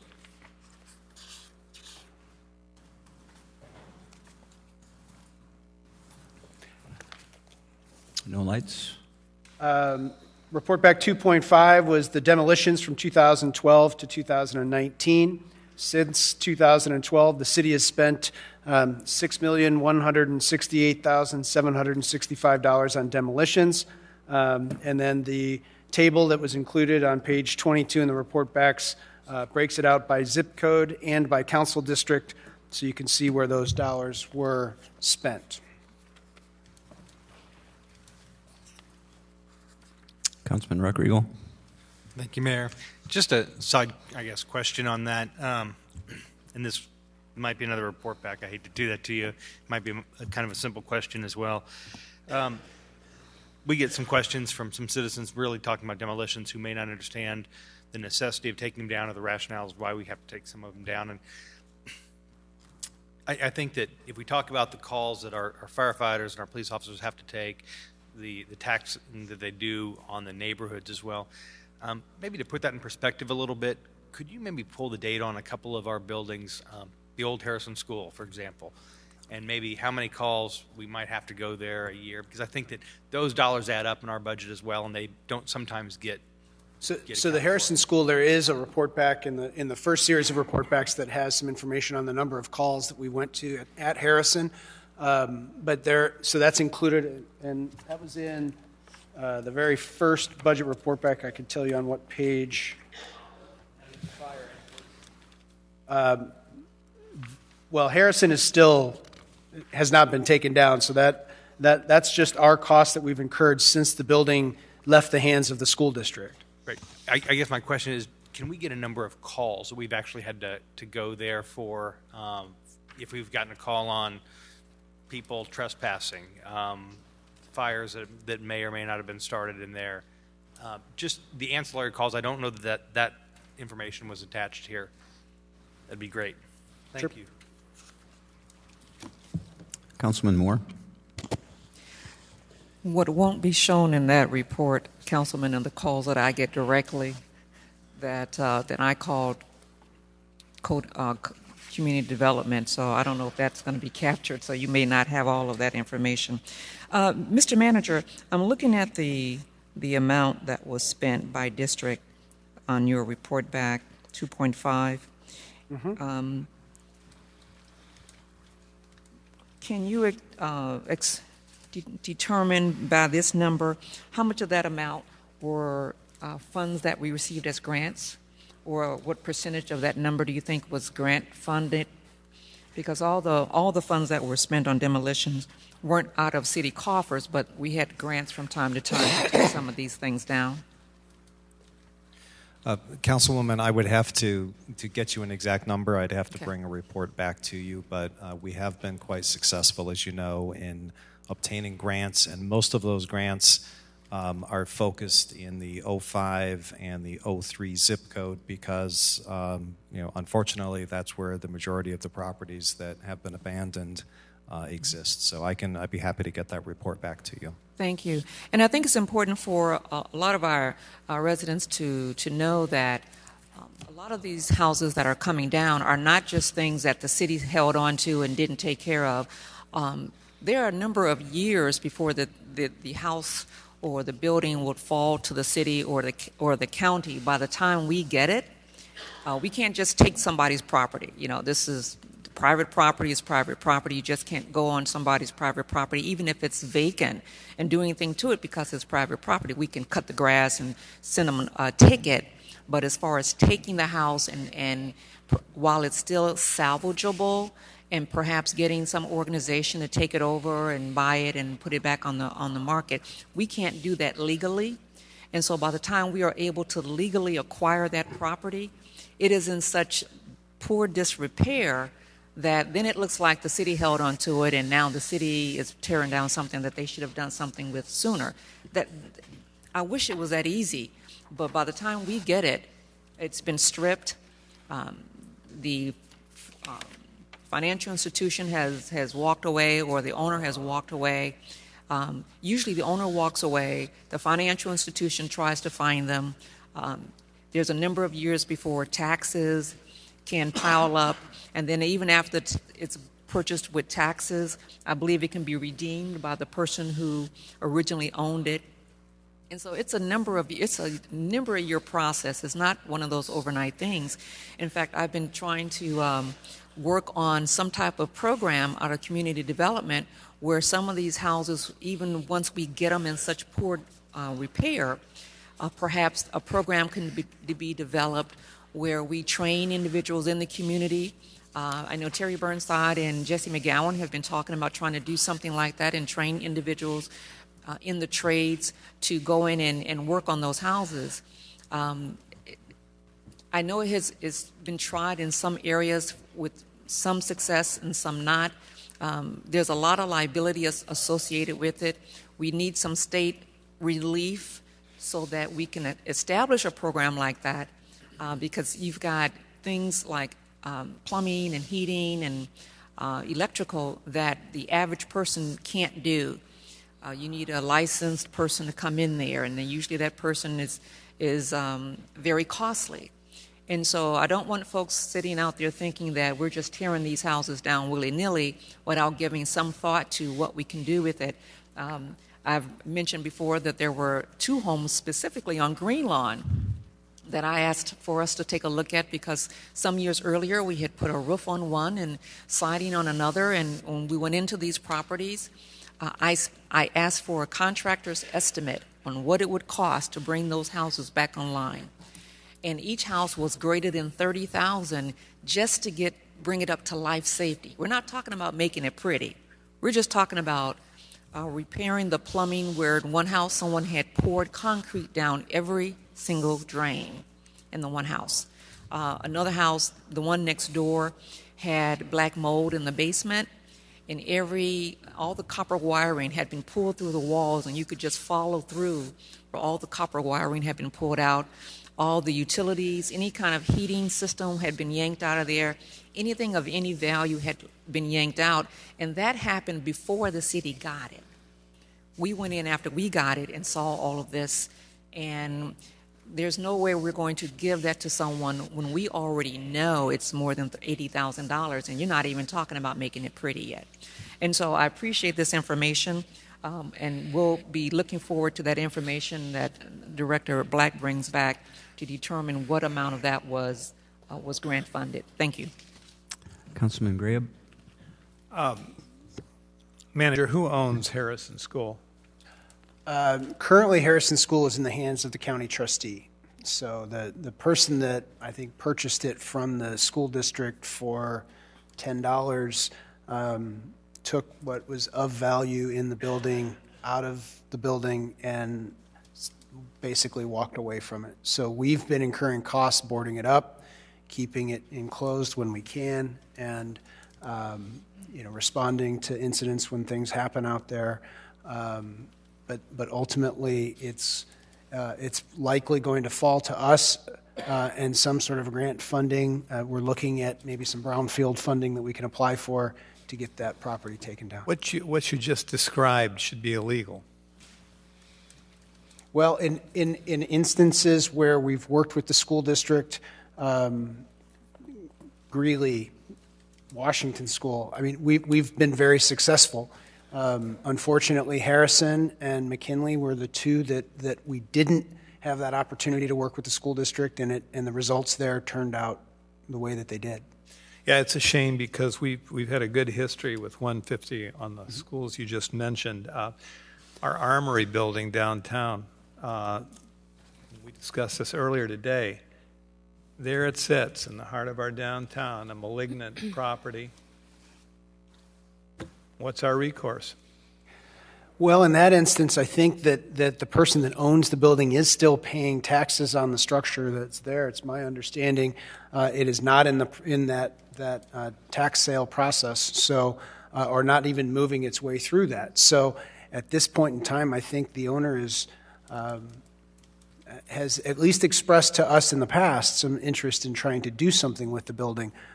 Whether or not they have the financial wherewithal to do that is the big question. So I don't. But the building, I don't need to tell you this, it's not code compliant.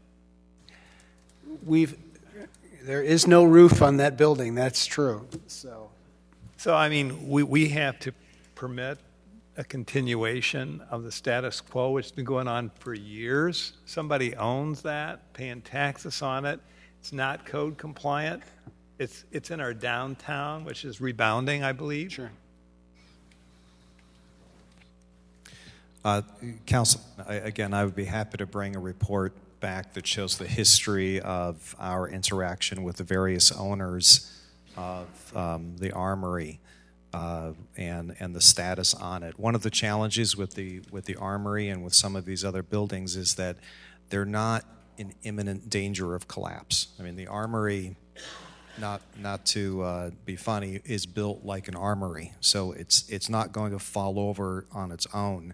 And as such, we really have limited resources in terms of trying to obtain an order of demolition. And even if we did obtain an order of demolition, the cost to demolish that structure would far outstrip what we have available. So we have some latitude in terms of housing cases and bringing the owner before the city's hearing officer. And I can provide a report back on where we are in that particular situation. Thank you. Not to get anyone's hopes up, but I had an opportunity a couple weeks ago to walk through the Armory with owners, and I think that there's a high likelihood of a very exciting announcement, maybe right after the first of the year, that will provide us with a very encouraging outlook for that historic structure. And I was afraid to go in there too, but the actual structure itself is very sound. Extremely sound. They've gotten rid of they've abated a lot of asbestos and other problem issues from the inside, but we'll keep our fingers crossed that private investment might finally come through for that place. Councilman Jensen was next. Oh, sorry. Thank you. I have a couple of questions. If Director Black would come back up, I think it's my memory that we used to have somebody in the community development department maybe with like 2 years ago who was primary responsibility was doing some of the things that Councilwoman Moore is talking about. I don't know if that person is still there, that was keeping an eye on properties, and then when they would become vacant would market them to neighborhood groups and others. Is that position still exist, and are we still doing that? That position was eliminated in the budget 2 years ago, I believe. We do make available whenever, and again, I can explain this in the report back that has been requested, but whenever the city comes into the ownership of a property, we go through it. Our building inspectors will go through the property and make a determination if they feel if it's salvageable. If it is, then we make it available to the public, which is the same reason that the council a few years ago adopted the 30-day automatic hold on demolitions, so that when someone comes in to pull a demolition permit to knock a house down, then there's an automatic 30-day holding period where that building effectively is made available, even though it would still be a private transaction. It's still an opportunity for someone to come along and say, I think I can make a go at this particular property. Unfortunately, as Councilwoman Moore very correctly put it, by the time properties come to the city in terms of ownership, it's typically been 3, 4, 5, or 6 years of abandonment, and at that point there's very little left to work with. But I can put all of this in a report back. Okay, and as I have one other question. If we could, in addition to this report back, could you, Mr. Urick, include the cost by year? You have it by council district. You don't have to go all the way back to 2012, but could you give us what we spent on demolition maybe for the last 5 years or 3 years? and break it down by each year? Sure. Okay. Seeing no further lights on this item, Mr. Manager? I'd like to shift, if I could, to Council Report Back 3, which was handed out and on your desk this evening. There's just 3 report backs there. The first was the number of stormwater utility customers paying more than $5,000 and those that are paying more than $10,000 annually in stormwater fees. We have 154 locations in the city that are paying $5,000 or more, up to $10,000, and then 93 locations that are paying more than $10,000. So these 247 parcels are slightly more than 1/2% of the total number of parcels in the city. So that just gives you an indication at the top end. I guess I'll stop there if there's any questions on that. Okay. Seeing none. Okay. There was a follow-up question that we had that was pertaining to demolitions, which are the number of pending demolitions we have. We have 35 properties that are currently pending demolitions. 23 are in District 1, 5 are in District 2, and 7 are in District 3. And that is on page 3 in the budget report back.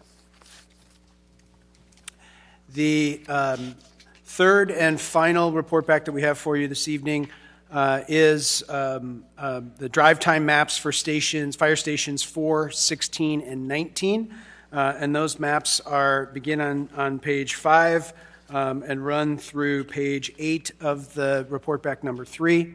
The maps show you the 1-minute drive time intervals for Station 4, the new location of Station 4, which shows that basically all of the city south of I-74 is covered by that station in 4 minutes or less. If the proposed Station 19 were to be located closer to War Memorial Drive, we would see that all of northwest Peoria would be covered within 5 minutes or less, and that the proposed relocation of Station 16 would cover roughly a 20.25 square mile portion of north central Peoria within 4 minutes, which from a landmass coverage, it's about 42% of the city. So if there's any questions on the maps, I'd be happy to answer them.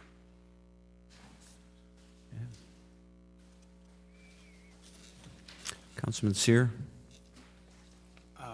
Mr. Mayor, thank you. I apologize, sir. I know you're going to be mad at me again. I just got one question on 3.2. Just a quick question. What's the average cost of demolition? The average cost of demolitions are roughly, I'll let Director Black come forward. Typically, for single-family detached structures, it's say $10,000 to $12,000, depending upon the year. Thank you, sir. Thank you, Mr. Mayor. Yeah. Councilman Montalongo. Thank you, Mr. Chairman. My question, so for proposed Firehouse 19, what address is it being proposed to move to? This is roughly in the area of Frostwood Parkway and War Memorial Drive. And, just taking a look at this here, how long ago was Firehouse 19 built? And so we're just going to move it down the street a little bit. The reason and the rationale behind that move is we have a gap in coverage in the northwest portion of the city. Moving that fire station, which is the furthest fire station to the west and north that we have, provides that coverage in that northwest area of the city. And it will allow us to not only service the area that it's currently located at, which would be, if you look at the map on page 8, it would still provide into the southern portion of the Weaver Ridge area. They would be able to respond within 4 minutes to the far end of Weaver Ridge, 4 minutes within Charter Oak, 4 minutes within all of the neighborhoods that we have off of Trigger, or even less. It also then provides that coverage up in the northwest area by getting 5 minutes up towards the north end of Route 91, where we have the Dr. J development and other properties in that area there. So it maximizes the coverage for the city by having this move of this station. I mean, so we're like talking about moving it, I don't know, maybe a quarter mile down the road? No, it's probably closer to a mile, I think it was. Yeah, okay, let's say a half mile. But still, I mean, it's a couple $1 million. We already got it invested. We built this building. We're in this for a couple $1 million. And just to move it down the street to get this northwest, I think there probably needs to be a different look at this. And I know we haven't had a chance to talk about this. Kind of told me at the last meeting, right before the meeting started, that was on the table here for discussion. But I think there needs to be a bit more discussion that needs to happen on this here. I mean, that's a really big cost to move a building a half mile down the road. And so I think there needs to be some other options looked at for this here. So thank you. Thank you.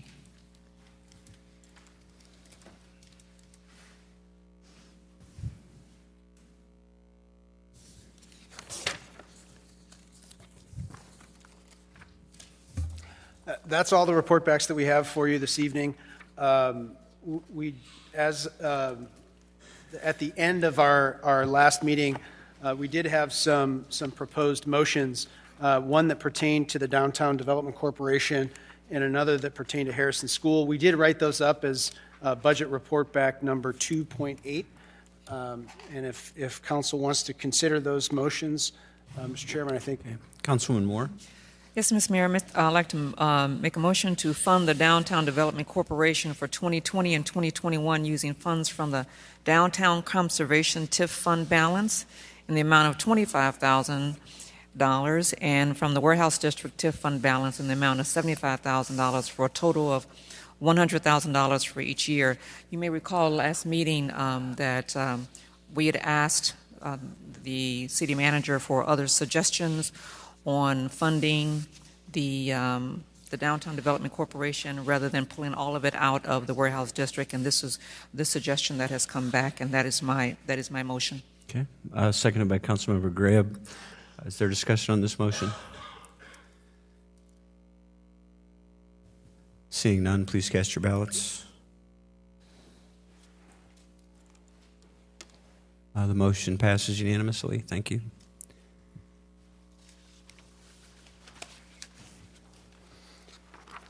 I think the second motion that we had was Harrison School. Oh, I'm sorry.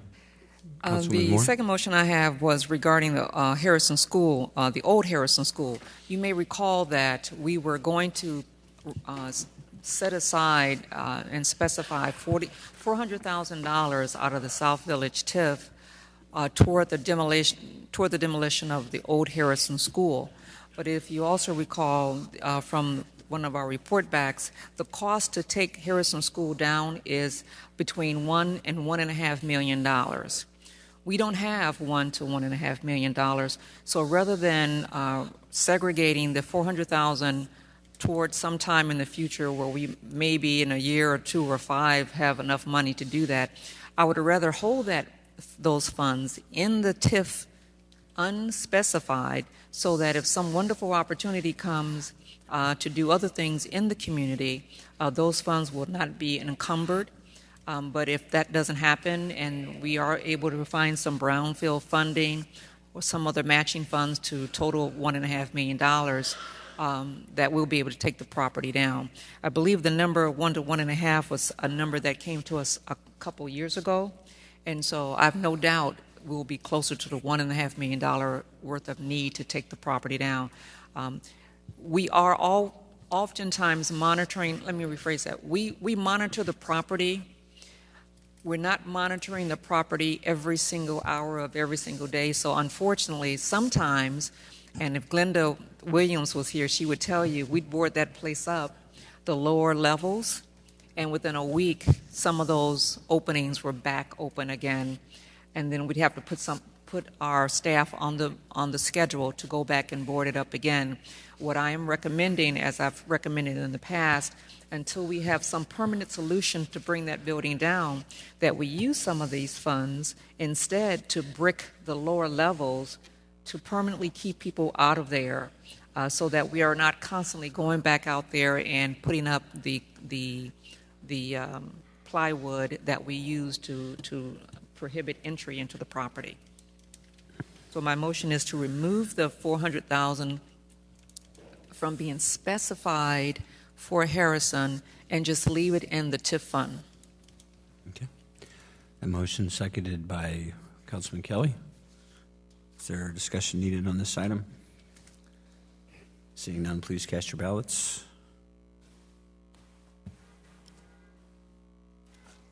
The motion passes unanimously. Next item. I think that was all the direct motions that we had from last evening, or the last week's budget meeting. So if there's, I know that I think we've heard tonight and had some discussion about the pending cost of demolitions and looking at potentially if there's something we can do to possibly address that. I'd like to take a look at what we can do. Normally, this is really a general fund expense.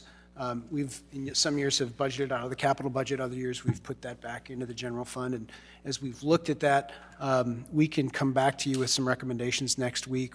And actually, we can try and get them out to you earlier this week on how we may be able to address some of that backlog of the demolitions as well, so we can build that into the budget.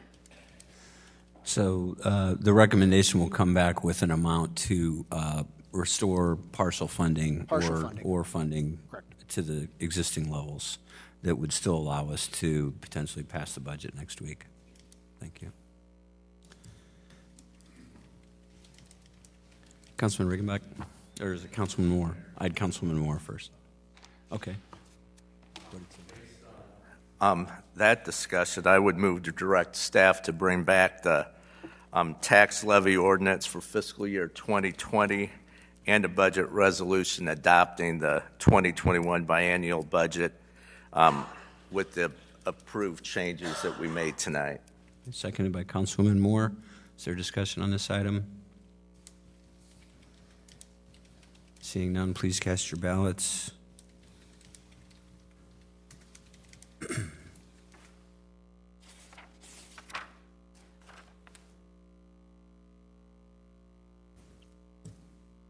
Mayor, I have a question.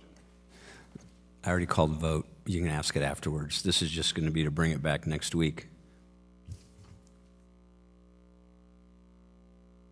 The motion passes with 10 ayes, 1 nay. Councilman Montalongo. Okay. Councilman Montalongo. What we were going to be bringing back, I guess, was what my question was. So this proposed firehouse, moving Firehouse 19, we've had no discussion about it, and I just want to make sure that this is not included in the budget for next year. It is not included in the budget for next year. It was proposed for 2021 as being a capital project for 2021. Yeah, just wanted to make sure that, because I know it's out there for 2021. Correct. In there. So are we adopting the biennial budget? You are adopting. So then we're saying yes to that 19. So that's what my concern is. Okay. Thank you. Any other budget business? Councilman Euler. Thank you, Mr. Chairman. Usually we have a lot more input from the fire department on long-term proposals that they have for us and vetting through those.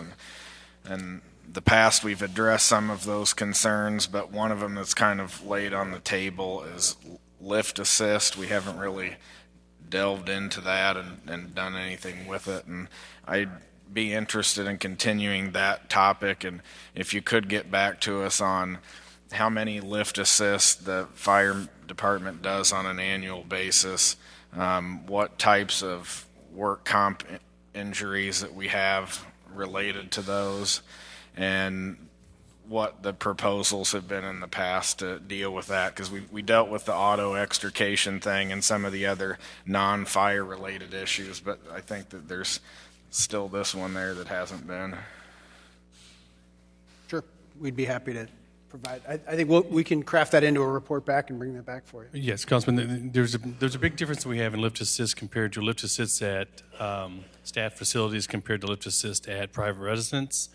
Some of those numbers aren't always available from private residents, even though we can get those calls to you, and break them down. But again, we look at these as two separate things. So do you want that report back to be separated out to that level, or you just want all lift assist for the past 2 years? How many years? I mean, we can go back 3-4 years probably pretty easily. Yeah, that would be fine, and I think separated out would be beneficial as well, because we've also in the past had this discussion about, how does this equate into property taxes and who's paying versus who's getting service, and so I think seeing them separate would be beneficial. And even if some of that, when it comes to facility basis, can specify nonprofit, that would be helpful as well. Okay, thanks. Thank you. Councilwoman Moore? Thank you, Ms. Mayor. I know this, I'm not sure if this falls under new business or not, or we're at unfinished business, so yeah, it would fall there. This coming Saturday, I'm sure Councilman Montalongo will be mentioning this about the availability of the Ring program this coming Saturday. Is that this coming Saturday? Is that correct? I want to make sure that all of our residents understand that from what I am made to understand, unlike some other programs where you have to validate the fact that you don't owe the city any money, that you are still able to receive the benefit of the Ring subsidy from the city. Is that correct, Mr. City Manager? That some programs that we've had offered to our citizens, we've indicated that if they owe the city any money or were in arrears in any way, that they could not take advantage of a city program. Am I correct in thinking that's not the case here? I don't believe that we're going back to look at that to see if someone owes us any money. I don't believe that's something that we've contemplated with this. I think it would be difficult for us to do that at the event, so that's one of the reasons why we're not. That's fine. That's why I'm confirming for folks out there who may feel like they owe something, that it doesn't matter if you owe something. You can still they should pay their bills if they owe us. Absolutely, they should pay their bills. But in this particular case, we're not asking you to do that. We're saying we're going to give you the subsidy anyway. And so when it comes to Councilman Montalongo, I'm sure he will be reminding you of the specific place inside of Northwoods Mall on this coming Saturday and the time. And I would hope that folks in the listening community will carpool and get there and get in line for your $100 subsidy. $50 is coming from the city, and $50 is coming from the Ring program, for a total of $100 to offset the purchase of one of their various levels of Ring security doorbell programs. So I just want to make sure that the First District is lined up. If you all need rides there, please call me. Please call the mayor's office, and if you can't get a hold of me, because I want to make sure that we are accurately represented and equitably represented from the First District for this Ring program, $100 assist program. Thank you. Thank you. We're still on unfinished business, and before we get too far away from the budget, I want to make sure and acknowledge, while most of the staff is still here, the council's appreciation for all the hard work, all the report backs, and all the information that you've been able to provide for us to work on the budget this year. The council is very appreciative, and Mr. Manager as well. Seeing no further lights for unfinished, last call. Madam Clerk. We would be at new business. Any new business to come before the council this evening? New business. Councilmember Sear. Thank you, Mr. Mayor. Real Man Wear Pink campaign for breast cancer is coming to an end in about 2 days. So if you still want to make a contribution, you can go to website Real Man Wear Pink, and we have 2 days to go. and would be greatly appreciated. We all know that breast cancer affects not only ladies but also men. So 2 days to go. Thank you very much, Mr. Mayor. Thank you. Councilmember Jensen was next. Thank you, Mr. Mayor. Just wanted to make an announcement on this Saturday from 4 to 7, there will be a dinner hosted by the Fuller Center for Veterans, a spaghetti dinner to thank all the veterans for their service. It's at the Elks Club. I hope you can come out and thank our veterans. There'll be a number of students there, I think, serving and cleaning up, 2 of whom are my 16 and 18-year-old sons. So please join us from 4 to 7 on Saturday at the Elks Club. I had Councilmember Riggenbach next. Thank you, Mr. Mayor. I don't know if you've heard the weather forecast for Halloween, but rain would be the least of our problems, it sounds like. So those of you that have kids to take out, there will be trick-or-treating right in this building from 3 to 5. So various departments will be offering treats to the kids. So if you're looking for a place inside, away from the elements, consider bringing them down here to 419 Fulton. Any further new business this evening? Councilwoman Moore?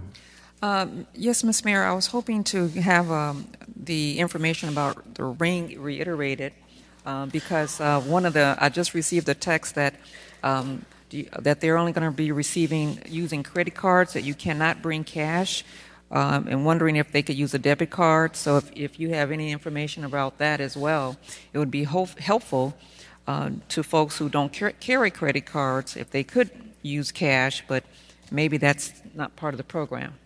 They can use cash, Mr. Manager? Debit card, credit card, but they cannot use cash.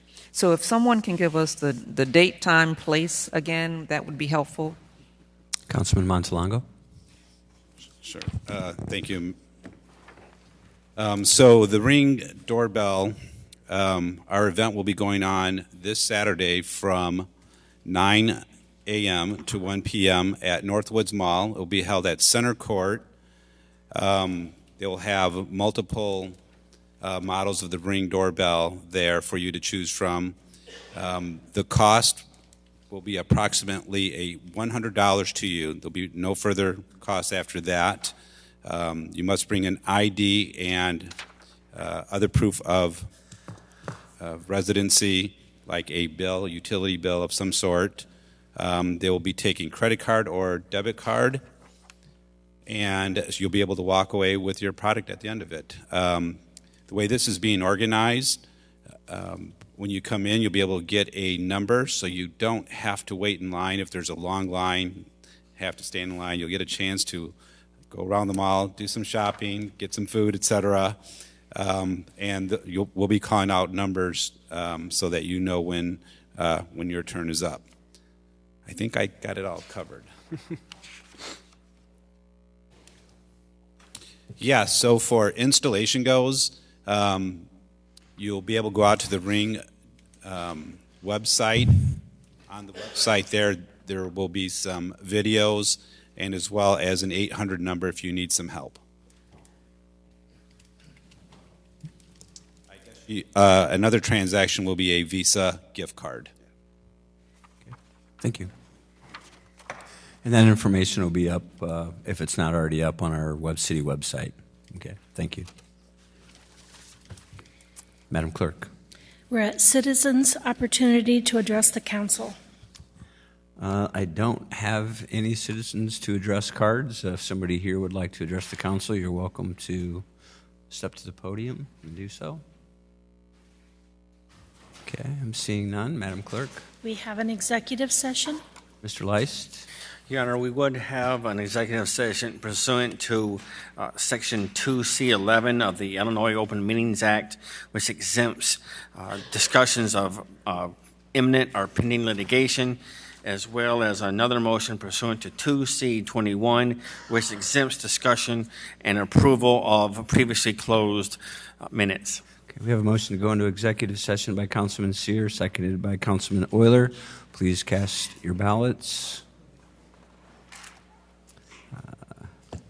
That motion passes unanimously, and we have a motion to adjourn by Councilmember Graham, seconded by Councilmember Kelly. Please cast your ballots. And that motion also passes unanimously. We'd like to thank H. Wayne Wilson and his listening audience at WCBU, as well as Cable Channel 22. Tonight's special council meeting on the budget is adjourned.